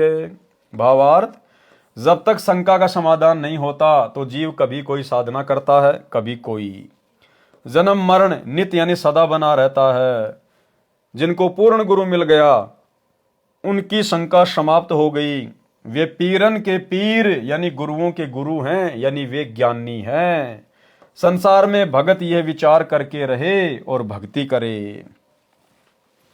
गरीब पंछी घाल्या आलहना, आलना यानी घोंसला, तरवर छाया देख, तरवर यानी पेड़ की छाया देख के पक्षी ने अपना घोंसला डाला। गर्भ जुनी के कारण मन में किया विवेक। भावार्थ, जैसे पक्षी ने गर्भ धारण किया तो विवेक यानी विचार किया, वृक्ष की अच्छी छाया देखकर घोंसला बनाया। इसी प्रकार भाई बहनों को तत्व ज्ञान से पता चलेगा कि भाई यहाँ तो 84 लाख योनियों का दंड भयंकर है। अगर काल की बंद से छुटकारा नहीं हुआ तो तपतशिला का कष्ट, नरक का कष्ट, फिर 84 लाख योनियों का कष्ट। इस डर से फिर वो परमेश्वर की भक्ति में लगेगा, अपनी सुरती, अपना ध्यान परमेश्वर में लगाएगा। जिस प्रकार पक्षी को जब गर्भ होता है तो उसको चिंता बन जाती है, उसने अपना घोंसला डालना पड़ता है। इसी प्रकार जब भगत को तत्व ज्ञान से चिंता बनेगी तभी भगत भक्ति मार्ग पर दृढ़ होकर भक्ति पर लगेगा। वाणी नंबर 23, गरीब जैसे पंछी बन रम्या, संध्या ले विश्राम, प्रातः समय उड़ जाते हैं सो कहिए निष्काम। गुरुदेव समझाना चाह रहे हैं कि भगत को इस प्रकार से निष्काम भाव से भक्ति मार्ग पर जीवन यापन करना चाहिए। किसी भी वस्तु का संचय संग्रह नहीं करना चाहिए, आवश्यकता से ज्यादा जोड़ जुगाड़ नहीं लगाना चाहिए। जैसे पक्षी होता है, रात को किसी भी पेड़ पर जगह देखकर बैठ जाएगा, सुबह उड़ के चला जाएगा, फिर उसका उस पेड़ से कोई लेना देना नहीं होता है। गरीब जैसे पंछी बन रम्या, संध्या ले विश्राम, प्रात समय उड़ जाते हैं सो कहिए निष्काम। भावार्थ, जैसे पक्षी सारा दिन वन में घूमता रहता है, सूर्य अस्त होने के समय, शाम के समय किसी भी पेड़ पर बैठकर रात्रि व्यतीत करता है, प्रातः काल उड़कर चला जाता है, वह उस पेड़ से लगाव नहीं रखता। इसी प्रकार तत्व ज्ञान प्राप्त भगत ने संसार को समझना चाहिए, अपने आवास को सीमित यानी छोटा बनाए। यानी भगत अपना जो घर बनावे, अपना जो मकान बनावे, परमात्मा कहते हैं आवश्यकता से ज्यादा नहीं बनाना चाहिए। 2 कमरे की जरूरत है, 2 मंजिल ठोक दिया, दुनिया भर का मार्बल लगा दिया, चिप्स लगा दिया, किस लिए भैया? छोड़ के जाना पड़ेगा एक दिन, क्यों वो पैसा बर्बाद कर रहे हो? अपने आवास को सीमित यानी छोटा बनाएं, ये उद्देश्य रखें कि सुबह मृत्यु के समय सब छोड़कर उठ जाना है। ये तो अस्थायी ठिकाना है, स्थायी ठिकाना सतलोक है, वहां जाना है। और वहां घर बनाने की जरूरत नहीं, वहां तो बने बनाए महल हैं, बने बनाए महल। इस काल के पास भी नहीं है रहने के लिए ऐसा, वहां परमेश्वर की आत्माओं के पास है। सरलार्थ, वाणी नंबर 1, गरीब बैराग नाम है त्याग का, 5-25 माही, जब लग संसा सर्प है तब लग त्यागी नाही।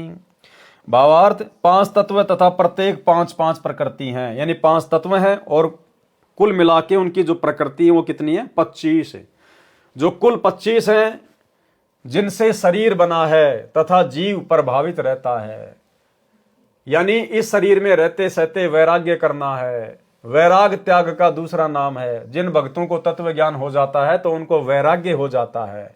इसी को विरह भी कहते हैं। जब तक संसार रूपी सर्प का विष चढ़ा है, जब तक शंका रूपी सर्प का विष चढ़ा है, वह परमात्मा के प्रति समर्पित नहीं हो सकता, तब तक त्यागी नहीं हो सकता। और भाई और बहनों, ये शंका रूपी विष धीरे धीरे आज वर्तमान में गुरुदेव की संगत में केवल सत्सेवक भाई बहनों का उतर रहा है।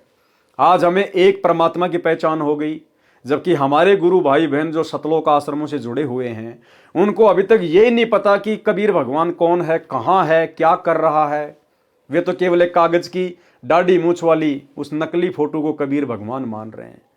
और दूसरी तरफ अपने गुरुजी को भी कहते हैं हमारे गुरुजी परमात्मा हैं, बंदी छोड़ हैं। अरे बंदी छोड़ कोई दो दो थोड़ी होते हैं। बंदी छोड़ भैया वो कागज का टुकड़ा है या सतगुरु रामपाल जी भगवान हैं। तो अभी तक ये शंका भी धीरे धीरे परमात्मा के आशीर्वाद से साध संगति से जुड़े हुए भाई बहनों की ही समाप्त हो रही है। और जब तक ये शंका नहीं मिटेगी तब तक हम त्यागी नहीं हो सकते।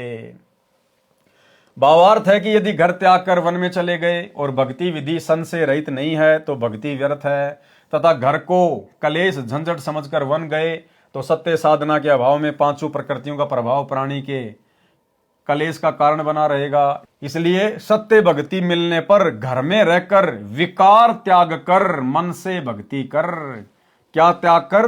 विकार त्याग कर, यानी विकारों को त्यागे बिना भक्ति सफल नहीं हो सकती। कामी क्रोधी लालची इनसे भक्ति ना होए, और भक्ति करे कोई सूरमा जात वर्ण कुल खोए।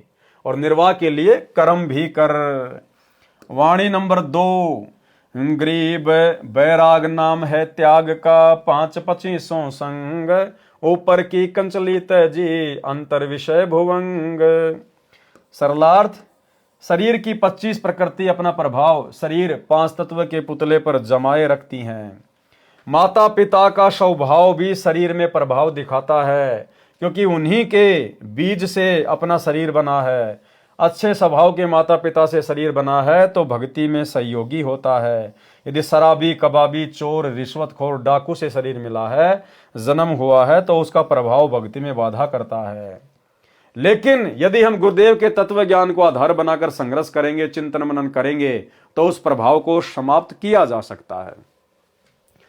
उससे संघर्ष करते हुए तत्व ज्ञान को आधार बनाकर विरह वैराग्य को बनाए रखें। इसे कहा है कि बैराग नाम है त्याग का। शरीर की प्रकृति से संघर्ष करते हुए इन्हीं 5-25 में रहते हुए इनसे प्रभावित न हों तथा भक्ति की भावना बनी रहे। यदि ऐसा नहीं है तो ऊपर की कांचड़ी सर्प की कंचुली की तरह शरीर के वस्त्र बदल लेने मात्र से बैरागी नहीं बन जाता। अंदर सब विकार विद्यमान हैं। जैसे जनता जन अपने क्षेत्र में प्रचलित वस्त्र धारण करते हैं। यदि कोई भक्ति के लिए किसी पंथ से जुड़ता है, साधु बनता है, तो उसको सांसारिक वस्त्र उतारने पड़ते हैं तथा उस पंथ वाले भगवा वस्त्र धारण करने पड़ते हैं। यदि उसको तत्व ज्ञान नहीं है तो वह नकली त्यागी है। यानी शरीर के वस्त्र त्याग देने से, दूसरे पहन लेने से कोई त्यागी बैरागी नहीं बन जाता।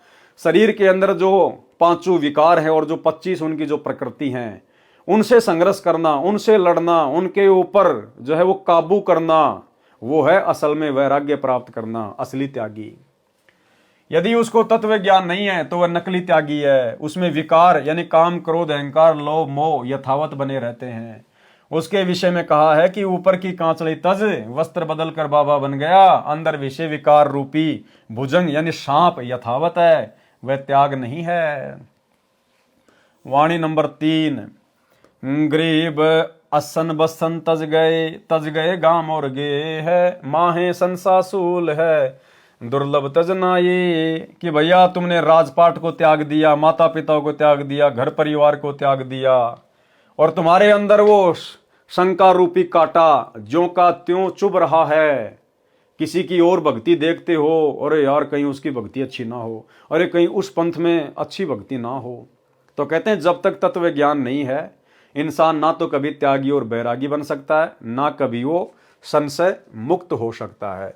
अभी ये महाकुंभ चल रहा है, आए दिन सोशल मीडिया पे हम देखते हैं लाल कपड़े पहन के, कोई जटा बढ़ा के, कोई रुद्राक्ष की माला पहन के, कोई नंगा घूम रहा है, दुनिया को लग रहा है तो त्यागी और बैरागी हैं, कोई शमशान घाट में हड्डियां खा रहा है, कोई राख खा रहा है, कोई क्या कर रहा है।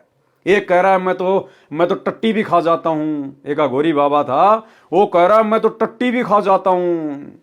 अब बताओ, दुनिया तो इनको त्यागी और बैरागी मान रही है, और जब उनकी वीडियो देखते हैं, कोई किसी को चिमटा मार रहा है, कोई किसी के लकड़ी मार रहा है, कोई किसी के थप्पड़ मार रहा है। वो बाबा लोग महाकुंभ में आपस में कुश्तियां लड़ रहे हैं, धे धड़ाधड़ धे धड़ाधड़।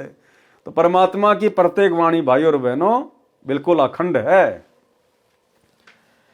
सरलार्थ, जब तक सतगुरु नहीं मिलता तब तक भगत जन भक्ति भी करते रहते हैं और शंका भी रहती है कि वह व्यक्ति ये साधना भी करता है तथा शंका भी करता है कि कहीं मेरी साधना सत्य न हो, इसलिए अपनी साधना के साथ साथ दूसरे की साधना भी करने लगता है।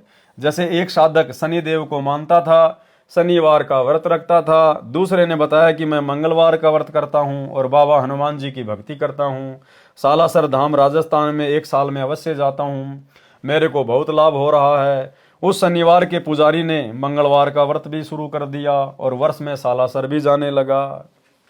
यह संसासूल यानी शंका रूपी कांटा मन में तब तक खटकता रहता है जब तक तत्वदर्शी सतगुरु नहीं मिलता। असन बसन तज गए यानी घर बार राजपाट सब त्याग गए, जंगल में चले गए, परंतु अज्ञान के कारण शंका भी बनी है। इस शंका का निवारण दुर्लभ है। यदि कोई तत्वज्ञानी संत उनको समझाने की चेष्टा करता है तो वे शास्त्र विरुद्ध साधना त्यागते नहीं, इसलिए कहा है कि उनको त्यागना दुर्लभ है। उसके त्यागे बिना भक्ति की उपलब्धि नहीं होती। वाणी नंबर 4, गरीब बाज कुही गति ज्ञान की, गगन गिरज गरजंत, छोटे सुन आकाश ते, संसा सरप बछंत। सरलार्थ, तत्व ज्ञान की स्थिति बाज पक्षी जैसी है। एक बाज पक्षी अपने शिकार सर्प को आकाश में ऊंचा चढ़कर खोजकर एकदम ऐसे गिरता है जैसे आकाश ये बिजली गरज गरज कर गिरती है। ऐसे तत्व ज्ञान अज्ञान रूपी सर्प को बखंत यानी खा जाता है, समाप्त कर देता है। वाणी नंबर 5 का सरलार्थ पहले सारांश में कर दिया गया है। वाणी नंबर 6, गरीब ज्ञान ध्यान 2 सार हैं, तीजे तत्व अनूप, चौथे मन ला 11 है, सो भूपन सिर भूप। परमात्मा कहते हैं ज्ञान और ध्यान, यानी जो ज्ञान हमें गुरुदेव ने दे दिया, जो भक्ति हमें दे दी, उसके ऊपर यदि हम ध्यान लगाएंगे, ध्यान से करेंगे, और तीसरा तत् अनूप यानी पूर्ण परमात्मा, और चौथा मन उस भक्ति पे लगा देंगे तो कहते हैं वो तो राजाओं का राजा है। सरलार्थ, ज्ञान तथा ध्यान भक्ति का सार है, अर्थात तत्व ज्ञान से परमात्मा में ध्यान दृढ़ होता है। ज्ञान बिना ध्यान विश्वास के साथ नहीं लगता। इसलिए परमात्मा प्राप्ति में 2 मुख्य सहयोगी हैं। तीसरा तत् अनूप का अर्थ है परमात्मा पूर्ण है। चौथे मन भक्ति में निरंतर लगा रहे तो वह भगत भक्ति धन का धनी यानी राजाओं का भी राजा है, यानी भक्ति का महाराज है। अब भाई और बहनों, ध्यान उस समय लगेगा जब हमें ज्ञान होगा कि एक परमात्मा कौन है, हमारे गुरुदेव भगवान कौन है, ये क्या शक्ति हैं, पतिव्रता पद की भक्ति क्या है, भक्ति मार्ग में विषय विकार कितने बाधक हैं। जब हमें इन सब बातों का ज्ञान होगा तभी तो ध्यान लगेगा। परमात्मा कहते हैं झूठा ज्ञान ध्यान कहां लाओ, ये वाद विदा चतुराई। परमेश्वर कबीर जी ने कहा है कि कबीर सब जग निर्धना, धनवंता ना कोई, धनवंता सो जानियो, राम नाम धन होए। वाणी नंबर 7, गरीब काशी करोत लेत है, आन कटावे शीस, बन बन भटका खात है, पावत ना जगदीश। सरलार्थ, शास्त्र विरुद्ध साधक नकली स्वार्थी गुरुओं द्वारा भ्रमित होकर कोई जंगल में जाता है, कोई काशी शहर में करोत से सिर कटवाने में मुक्ति मानता है। इस प्रकार की व्यर्थ साधना जो शास्त्रोक्त नहीं है उसे करने से कोई लाभ नहीं होता, यानी परमात्मा नहीं मिलता। वाणी नंबर 8, गरीब संसातो संसार है, तन पर धार भेख, मरकब हो कुम्हार क, सन्यासी और शेख। सरलार्थ, भक्ति मार्ग किसका सही है किसका गलत है ये शंका पूरे समाज में है, और भगत जन अपने अपने पंथों की पहचान बनाए रखने के लिए शरीर के ऊपर भिन्न भिन्न पोशाक पहनते हैं, यानी कान चिराकर, जटा सिर पर बाल बढ़ाकर अपने अपने बेखों यानी पंथों की पहचान बनाकर साधना करते हैं। तत्व ज्ञान के भाव से शास्त्र के विपरीत साधना करके हिंदू धर्म के सन्यासी तथा मुसलमान धर्म के शेख आदि कुम्हार के घर गधे बनेंगे, यानी मोक्ष तो होगा नहीं, पशु शरीर मिलेगा। वाणी नंबर 9। गरीब मन की झीनी नात जी, दिल ही माही दलाल, हरदम सौदा करते हैं कर्म कुसंगति काल। सरलार्थ, तत्व ज्ञान ना होने के कारण मन का सूक्ष्म दोष समाप्त नहीं हुआ। दिल में मन रूपी दलाल बैठा है जो गलती करवाता है। वह प्राणी हर श्वास में जो भक्ति करता है उसके साथ धोखे का सौदा मन करता है। सत्य साधना से मुंह मोड़ता है, व्यर्थ साधना चाहे कितनी ही कठिन हो उसे करता है। जैसे खड़ा होकर या बैठकर तप करना, विकट पहाड़ियों पर चढ़कर किसी मंदिर में धोख मारने जाना, कावड़ लाने के लिए पैदल चलना आदि आदि महा कठिन साधना में कोई आलस नहीं करता। ये धोखे का सौदा मन करता है, ये गलत सत्संग का परिणाम है। वाणी नंबर 10। गरीब मन से ती खोटी घड़े, तन से सुमरण कीन, माला फेरे क्या हुआ दूर कुटन बेदीन। सरलार्थ, ऐसे व्यक्ति साधु का स्वांग करके मन से खोटी घड़े यानी बुरे विचार करते हैं, यानी गंदी सोच रखते हैं, तन यानी शरीर से सुमरण करते रहते हैं। ऐसे माला फिराने से कोई लाभ नहीं होता। दूर कुटुन बेदीन यानी हे धर्महीन खोटे व्यक्ति, परमात्मा ऐसे व्यक्ति से दूर है, कभी नहीं मिलेगा।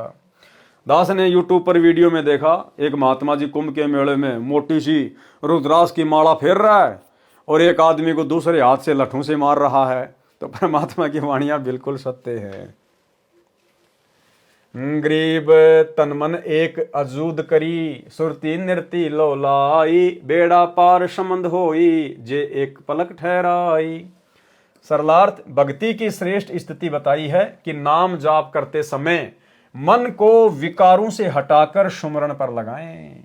देखो भाई और बहनों, हर बार परमात्मा सुमरण के साथ एक चीज को जरूर जोड़ रहे हैं कि विकारों से दूर हटना पड़ेगा, विषय विकारों को त्यागना पड़ेगा। सरलार्थ, भक्ति की श्रेष्ठ स्थिति बताई है कि नाम जाप करते समय मन को विकारों से हटाकर सुमरण पर लगाएं।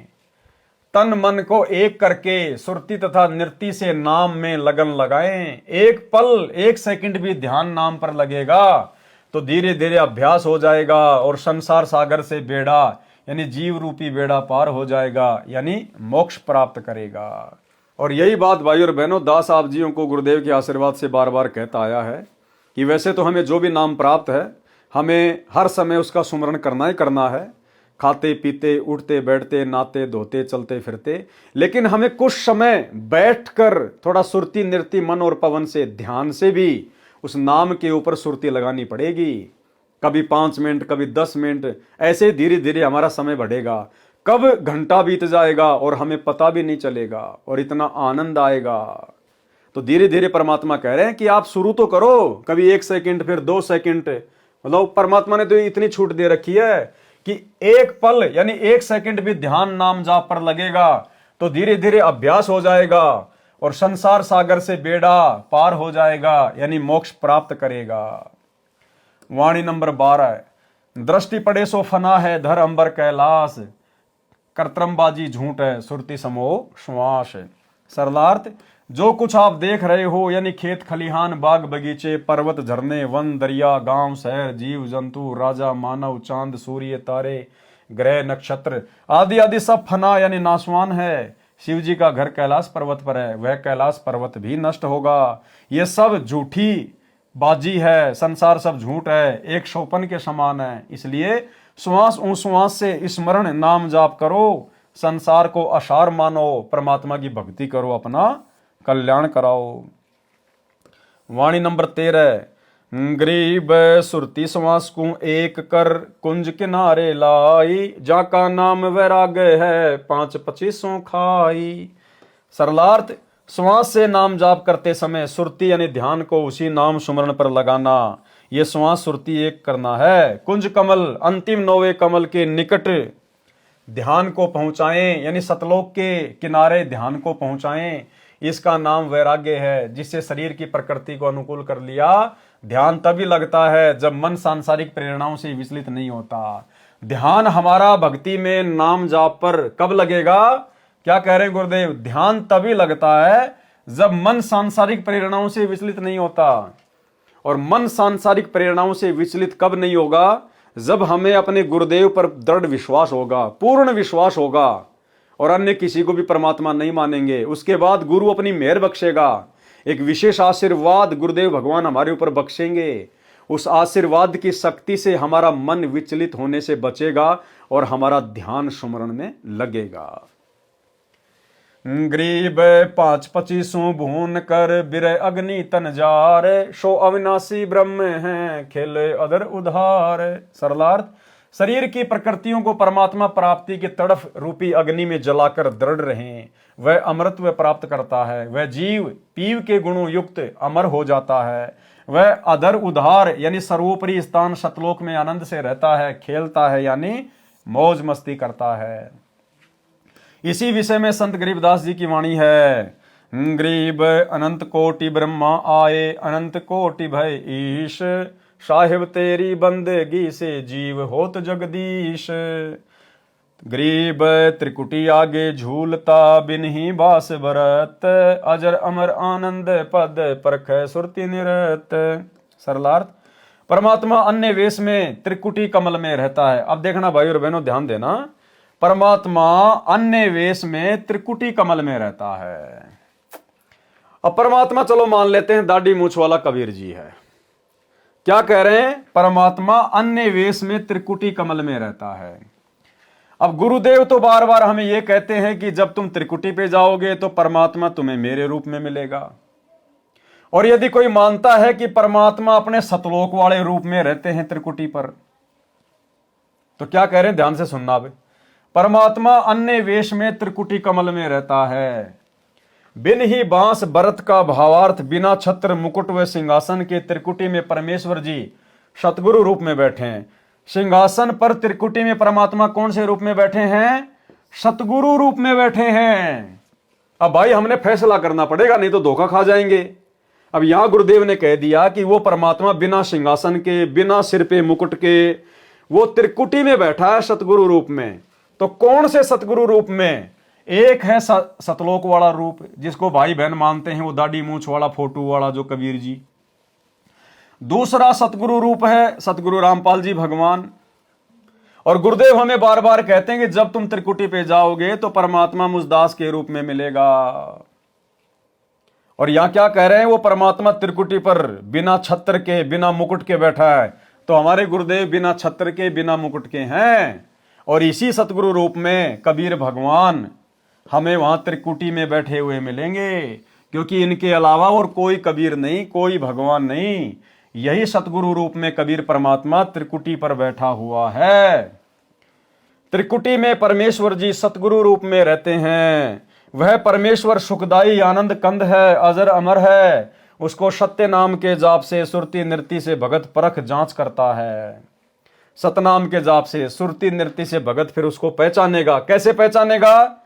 कि भाई धरती पे भी गुरुजी थे और त्रिकुटी पे भी गुरुजी बैठे हैं और ऊपर भी मुझे गुरुजी लेके जा रहे हैं। तो फिर और कबीर भगवान कौन है? फिर और कबीर भगवान कौन है? और इन सब बातों पर विचार करके हमने वर्तमान में अपने गुरु को परमात्मा मानना पड़ेगा। जब गुरुदेव भगवान हमें कहते हैं कि बच्चों जब तुम त्रिकुटी पे जाओगे तो कबीर परमात्मा तुम्हें मेरे रूप में मिलेगा। जब त्रिकुटी पर कबीर भगवान यदि कोई और है और वो हमें सतगुरु रामपाल जी के रूप में मिलेंगे, तो भाई फिर आज वो परमात्मा संत रामपाल जी के रूप में क्यों नहीं हो सकता? त्रिकुटी पे हम कौन सा उनका ऑपरेशन करके चेक करेंगे? शरीर को फाड़ के चेक करेंगे कि इसके अंदर कौन सा भगवान बैठा है। तो जब त्रिकुटी पर सतगुरु रामपाल जी के रूप में भगवान आ सकता है, तो आज इस पृथ्वी पर भगवान को संत रामपाल जी के रूप में आने में क्या दिक्कत है भाई? इससे स्वयं सिद्ध है कि सतगुरु रामपाल जी भगवान स्वयं ही कबीर परमात्मा है। त्रिकुटी में परमेश्वर जी सतगुरु रूप में रहते हैं। वह परमेश्वर सुखदाई आनंद कंद है, अजर अमर है। उसको सत्य नाम के जाप से, सुरति नृत्य से भगत परख जांच कर, सतनाम के जाप से यदि सतगुरु रूप में विराजमान परमात्मा के चेहरे यानी स्वरूप में परिवर्तन नहीं होता है तो समझ जाता है कि वो भगवान है। क्या कह रहे हैं? जब तुम त्रिकुटी पे जाओगे और सतगुरु रूप में तुम्हें वह कबीर भगवान मिलेगा और जब तुम उसको दंडवत करोगे, मंत्र का जाप करोगे, और यदि इनका स्वरूप नहीं चेंज होता है तो समझ लेना यही भगवान है। तो वो यही कर लो भैया, वो टेस्ट यही कर लो, अपने सतगुरुदेव भगवान को मंत्र जाप करके यहीं पे कर लो ना दंडवत। अगर यहां इनका स्वरूप चेंज हो जाता है तो नकली भगवान है, और अगर ये ऐसे के ऐसे रहते हैं तो समझ जाना फिर यही कबीर भगवान है। तो बताओ, सन 1994 से भगत लोग इनको दंडवत कर रहे, पता नहीं कितनी बार, क्या इनका स्वरूप चेंज हुआ? नहीं हुआ ना। तो कौन हुए सतगुरु रामपाल जी? स्वयं कबीर भगवान। सत्यनाम के जाप से यदि सतगुरु रूप में विराजमान परमात्मा के चेहरे यानी स्वरूप में परिवर्तन नहीं होता है तो समझ जाता है कि वास्तविक सतगुरु कबीर जी ही हैं। तो भाई यहीं पे पहचान कर लो ना, बार बार दंडवत करके गुरुदेव भगवान को दंडवत करो, और अगर गुरुदेव का अगर चेहरा अगर चेंज हो जाता तो समझ लेना ये परमात्मा नहीं है। और अगर इनको दंडवत करने के बाद भी अगर इनका चेहरा चेंज नहीं होता है तो समझ लो फिर त्रिकुटी पर भी यही भगवान है। यदि काल ब्रह्म ने सतगुरु का रूप बना रखा होता है तो सतनाम के जाप से उसका काल रूप प्रकट हो जाता है, सतगुरु का स्वांग नष्ट हो जाता है। झूलने का भावार्थ है कि जिधर देखे उधर ही सतगुरु खड़ा दिखाई देता है। वाणी नंबर 16, गरीब ये महिमा का से कहूं, नैनो माही नूर, पल पल में दीदार है, सुरती सिंधु भरपूर। सरलार्थ, भगत की साधना से भक्ति की कमाई की रेखाएं आंखों के सामने दिखाई देती हैं, जो अन्य को दिखाई नहीं देती। प्रत्येक भगत को अपनी अपनी रेखाएं आंखों के सामने दिखाई देती हैं। पलकें बंद कर लेते हैं तो पलकों के अंदर दिखाई देती हैं, सूक्ष्म रूप बन जाती हैं। यदि किसी कार या बस के शीशे से बाहर दृष्टि दौड़ाते हैं तो शीशे को पार करके बाहर दिखाई देती हैं। एक भगत की रेखाएं, जिसे संत गरीबदास जी ने बंकड़ा साहिब भी कहा है, दूसरे भगत को दिखाई नहीं देती। इसलिए कहा है कि ये महिमा किसको बताऊं कि मेरे नैनों में आंखों में परमेश्वर का नूर दिखाई देता है, उसमें मैं पल पल क्षण क्षण में दीदार दर्शन करता हूं। मेरी सुरती नृत्य इस नूरी शक्ति से भरी है। सुरती दूर की वस्तु को देखती है, नृत्य उसका निरीक्षण करती है कि ये गाय है या भैंस, इसको सुरती तथा नृत्य स्पष्ट करती है। वाणी नंबर 17, गरीब झीना दरसे दास को, पोहप रूप परवान, बिन ही बेली गैबरे, सो अकल अमान। शब्दार्थ, झीना यानी सूक्ष्म पतला, दरसे यानी दिखाई देता है, दास को यानी भगत को, पोहप यानी पुष्प, रूप यानी के आकार में, परवान यानी पूर्ण रूप से प्रमाणित। वह बंकड़ा साहेब रूपी फूल किसी बेल लता के नहीं लगा है, वह तो अकल अविनाशी है। अमान यानी शांतिदायक है, गैबरे यानी विकसित होता है। सरलार्थ, भक्तों को वह सूक्ष्म रूप बंकड़ा साहिब रूपी फूल दिखाई देता है, वह बिना लता यानी बेल के विकसित होता है। जिस भगत को वह भक्ति की कमाई रूपी रेखाएं दिखाई देती है वह मोक्ष का अधिकारी हो चुका है। क्या कह रहे हैं गुरुदेव कि जिन भक्तों को अपनी आंखों के आगे काली काली रेखाएं दिखाई देती हैं, किसी को मक्खी जैसी, किसी को स्प्रिंग जैसी, वो जिधर भी देखेगा वो उधर ही जाएगी, ऊपर देखेगा ऊपर, नीचे देखेगा नीचे, आंखें बंद कर लेगा तो भी उसको वो दिखाई देंगी। गाड़ी में जा रहा है, शीशे से बाहर देखेगा तो भी उसको चलती हुई दिखाई देंगी। बहुत सारे भगत भाई बहन कहते हैं कि हमें आंखों के सामने सफेद सफेद दिखाई देती है, डॉट डॉट। तो वो नहीं है, वो बंकड़ा साहिब नहीं है, वो नूर नहीं है। वो तो हमारे शरीर की जो व्हाइट सेल है, जो सफेद जो कोशिकाएं हैं वो होती हैं। जैसे आप अपनी आंखों को यूं मसड़ोगे तो आपको सफेद सफेद से वो मच्छर से दिखाई देंगे, तो वो नहीं हो, यहाँ पे उनकी बात नहीं हो रही। हमें जो दिखाई देगा वो रेखाएं सी होती हैं, कोई स्प्रिंग जैसी, कोई मक्खी जैसी, कोई मच्छर जैसी, ब्लैक ब्लैक सी। यूं देखोगे तो वो इधर जाएगी, यूं देखोगे इधर जाएगी, आंखें बंद करोगे तो भी वो आपको घूमती हुई नजर आएंगी। तो परमात्मा कहते हैं कि वो इस बात का प्रतीक है कि गुरुदेव भगवान पल पल तुम्हारे साथ हैं। तुम्हारी आंखों में नूर के रूप में बैठा हुआ परमात्मा, उस भगत को एक क्षण भी परमात्मा अपने से दूर नहीं करता है। और ये कुछ भक्तों को उसके पिछले जन्मों की भक्ति के कारण भी दिखाई देती हैं। जो अनुपदेशी हैं, जगत वाले हैं, उनको भी दिखाई देते हैं। और जिनको नहीं दिखाई देती फिर वो सतगुरु से उपदेश ले लेते हैं। तो मंत्रों का जाप करने के बाद जैसे जैसे भक्ति उनमें समाएगी वैसे उनको दिखना शुरू हो जाएगा। ये सबको होगा, किसी को पहले किसी को बाद में, धीरे धीरे परमात्मा सब पे दया करते हैं। दास को तो ये बचपन से ही दिखाई दिया करते थे। बचपन में दास को थोड़ा थोड़ा था, और अब गुरुदेव की शरण में आने के बाद में परमात्मा ने अब दया कर रखी है। तो पहले दास समझ नहीं पाता था कि ये क्या घूमता आंखों के आगे। कभी एकांत में चारपाई पे लेटा होता था। उस समय तकरीबन दास 7वीं या 8वीं में अपनी पढ़ाई करता था। तो ऐसे खेत खलिहान में चले जाया करते थे, दिन में पेड़ के नीचे चारपाई डाल के ऐसे लेटे रहते थे, रेडियो में गाने सुनते रहते थे। तो वो आंखों के सामने चलता था, वो काला काला, वो ब्लैक ब्लैक। अब उस समय तो मनोरंजन की दृष्टि से देखा करते थे, कभी यूं कभी यूं, कभी ऊपर कभी नीचे। अब गुरुदेव भगवान के आशीर्वाद से पता चला कि वो तो परमात्मा का नूर है, हमारी भक्ति धन है वो, जो हमें दिखाई देता है। भक्तों को वह सूक्ष्म रूप बंकड़ा साहिब रूपी फूल दिखाई देता है, वह बिना बेल के विकसित होता है। जिस भगत को वह भक्ति की कमाई रूपी रेखाएं दिखाई देती है, वह मोक्ष का अधिकारी हो चुका है। यदि आजीवन मर्यादा में रहकर भक्ति करता रहेगा तो वह अमर होगा, आनंद व चैन से सतलोक में रहेगा। वाणी नंबर 18। गरीब अकल अभूबी आदि है, जाका नाही अंत, दिल ही अंदर देव है, निर्मल निर्गुण तंत। सरलार्थ, अकल का अर्थ है अविनाशी, जिसका काल ना हो। भूमि का अर्थ है ऊपर के चारों लोक, जो अमर धरती है। वह सनातन है, उसमें निवास करने वाला निर्मल निर्गुण अव्यक्त देव परमेश्वर, जो तंत यानी सब देवों का सार प्रभु यानी कुल का मालिक है, वह हमारे दिल में बसा है। कौन? गुरुदेव भगवान। वाणी नंबर 19। गरीब तन मन से ती दूर है, माहे मंज मिलाप, तरवर छाया वृक्ष में सो आपे आप। सरलार्थ, वह परमेश्वर दूर सतलोक में है, जिसे स्थूल शरीर तथा मन की कल्पनाओं से नहीं देखा जा सकता। वैसे उस प्रभु का प्रभाव शरीर में भी है, इस प्रकार जीव से मिला भी है।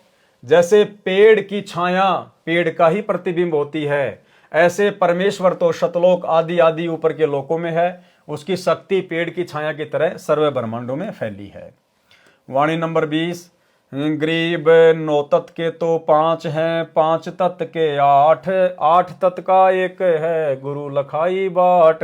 यानी आंखों के सामने जो रेखाएं दिखाई देती है, किसी को 2, किसी को 4, किसी को 5, उस हिसाब से परमात्मा ने शक्ति का वर्णन किया है। सरलार्थ, आंखों में जो नूरी रेखाएं हैं वे संख्या में 14 हैं, जिनमें से 9 तत्व यानी परमेश्वर जी की 9 सिद्धियों के प्रतीक तो 5 हैं, 5 तत्व सिद्धियों के प्रतीक 8 हैं, तथा 8 तत्व सिद्धियों का प्रतीक 1 है, जो कुल मिलाकर 5, 8 + 1 14 है, जो भिन्न भिन्न शक्ति का ग्राफ है। ये बाट यानी मार्ग सतगुरु जी ने दिखाया है। वाणी नंबर 21। गरीब 4 पदार्थ एक कर, सुरती नृति मन पौन, असल फकीरी जोग योग अगर मंडल को गौन। यानी वास्तव में हम जब नाम का जाप करें, सुमरण करें, तो परमात्मा कहते हैं चारों जो पदार्थ हैं, सुरती नृति मन और पवन, यानी एकाग्रचित होकर अपने ध्यान को संसार से हटाकर हम उन मंत्रों का जाप करें, वास्तव में ये फकीरी है। इससे तुरंत हमें सतलोक की प्राप्ति होती है। सरलार्थ, सुमरण नाम जाप करते समय अपने मन को सुरती नृति को पवन यानी श्वास पर टिका कर रखें। वास्तव में फकीरी यानी सन्यासी होना तथा योग यानी भक्ति करना ये है। जंगल में जाने की अपेक्षा गगन मंडल अर्थात आकाश खंड में ध्यान रखो, सतलोक जाने की आशा रखो। शास्त्र विरुद्ध साधना करने से कोई लाभ नहीं होता। वाणी नंबर 22। गरीब पंछी घाल्या आलना, तरवर छाया देख, गर्भ छुनी के गारण मन में किया विवेक। भावार्थ, जैसे पक्षी ने गर्भ धारण किया तो विवेक विचार किया, वृक्ष की अच्छी छाया देखकर घोंसला बनाया। वाणी नंबर 23। गरीब जैसे पंछी बन रम्या, संजाले विश्राम, प्रात समय उठ जाते हैं सो कहिए ने काम। भावार्थ, जैसे पक्षी सारा दिन वन में रमता घूमता है, सूर्य अस्त होने के समय शाम के समय किसी भी वृक्ष पर बैठकर रात्रि में समय व्यतीत करता है, प्रातः काल उड़कर चला जाता है, वह उस पेड़ से लगाव नहीं रखता। इसी प्रकार तत्व ज्ञान प्राप्त साधक को संसार असार समझना चाहिए। अपने आवास को सीमित यानी छोटा बनाए, ये उद्देश्य रखें कि सुबह के समय यानी मृत्यु के समय सब छोड़कर उठ जाना है। ये तो अस्थायी ठिकाना है, स्थायी ठिकाना तो सतलोक में है। वाणी नंबर 24। गरीब जाके नाद न बिंद है, घटमट नहीं मुकाम, गरीब दास सेवन करे आदि अनादि राम। सरलार्थ, जिस परमेश्वर का शरीर 5 तत्व से निर्मित नहीं है, उस परमेश्वर को वही प्राप्त कर सकता है जिसने नाद यानी वचन के शिष्य रूपी परिवार को तथा बिंद यानी शरीर के परिवार को अपना न मानकर परमेश्वर के बच्चे माने हैं। उन पर अपना दावा नहीं करता, जिनको काल के लोक में अपना कोई ठिकाना दिखाई नहीं देता। संत गरीबदास जी कहते हैं कि आदि अनादि यानी सर्वप्रथम आदि सनातन परमात्मा की सेवा यानी भक्ति वही करेगा, उसी को उसकी प्राप्ति होगी। स्वामी रामदेवानंद गुरु महाराज जी की असीम कृपा से विरह चेतावनी के अंक का सरलार्थ संपूर्ण हुआ। सत साहिब। इसी प्रकार पूज्य गुरुदेव सतगुरु रामपाल जी परमेश्वर जी के आशीर्वाद से विरह चेतावनी का अंक संपूर्ण हुआ। बोलो सतगुरुदेव भगवान की जय हो। तो भाई और बहनों, आज के वीडियो में केवल इतना ही। परमेश्वर के आशीर्वाद से इसी प्रकार धीरे धीरे आगे बढ़ेंगे। जितनी परमेश्वर ने हमें भक्ति की खुराक खिलानी है, परमात्मा उसी हिसाब से खिलवाएगा। तो किसी किसी वीडियो में परमेश्वर हमें भक्ति से संबंधित बहुत सारी खुराक खिला देते हैं, किसी किसी वीडियो में परमात्मा नॉर्मल तरीके से अपना ज्ञान समावेश करते हुए चलते हैं। तो जैसी गुरुदेव भगवान की मौज, जैसी उनकी रजा, वो जितना चाहेंगे उतना ही हमारे को भक्ति मार्ग में खुराक खिलाएंगे, जो हमारे लिए बिल्कुल परफेक्ट होगी। तो आज के वीडियो में केवल इतना ही। कल रात्रि फिर से जुड़िएगा। तब तक गुरुदेव भगवान हम सबको आज्ञा दें, इजाज़त दें, आशीर्वाद दें। बंदी छोड़ सतगुरु रामपाल जी भगवान की जय हो।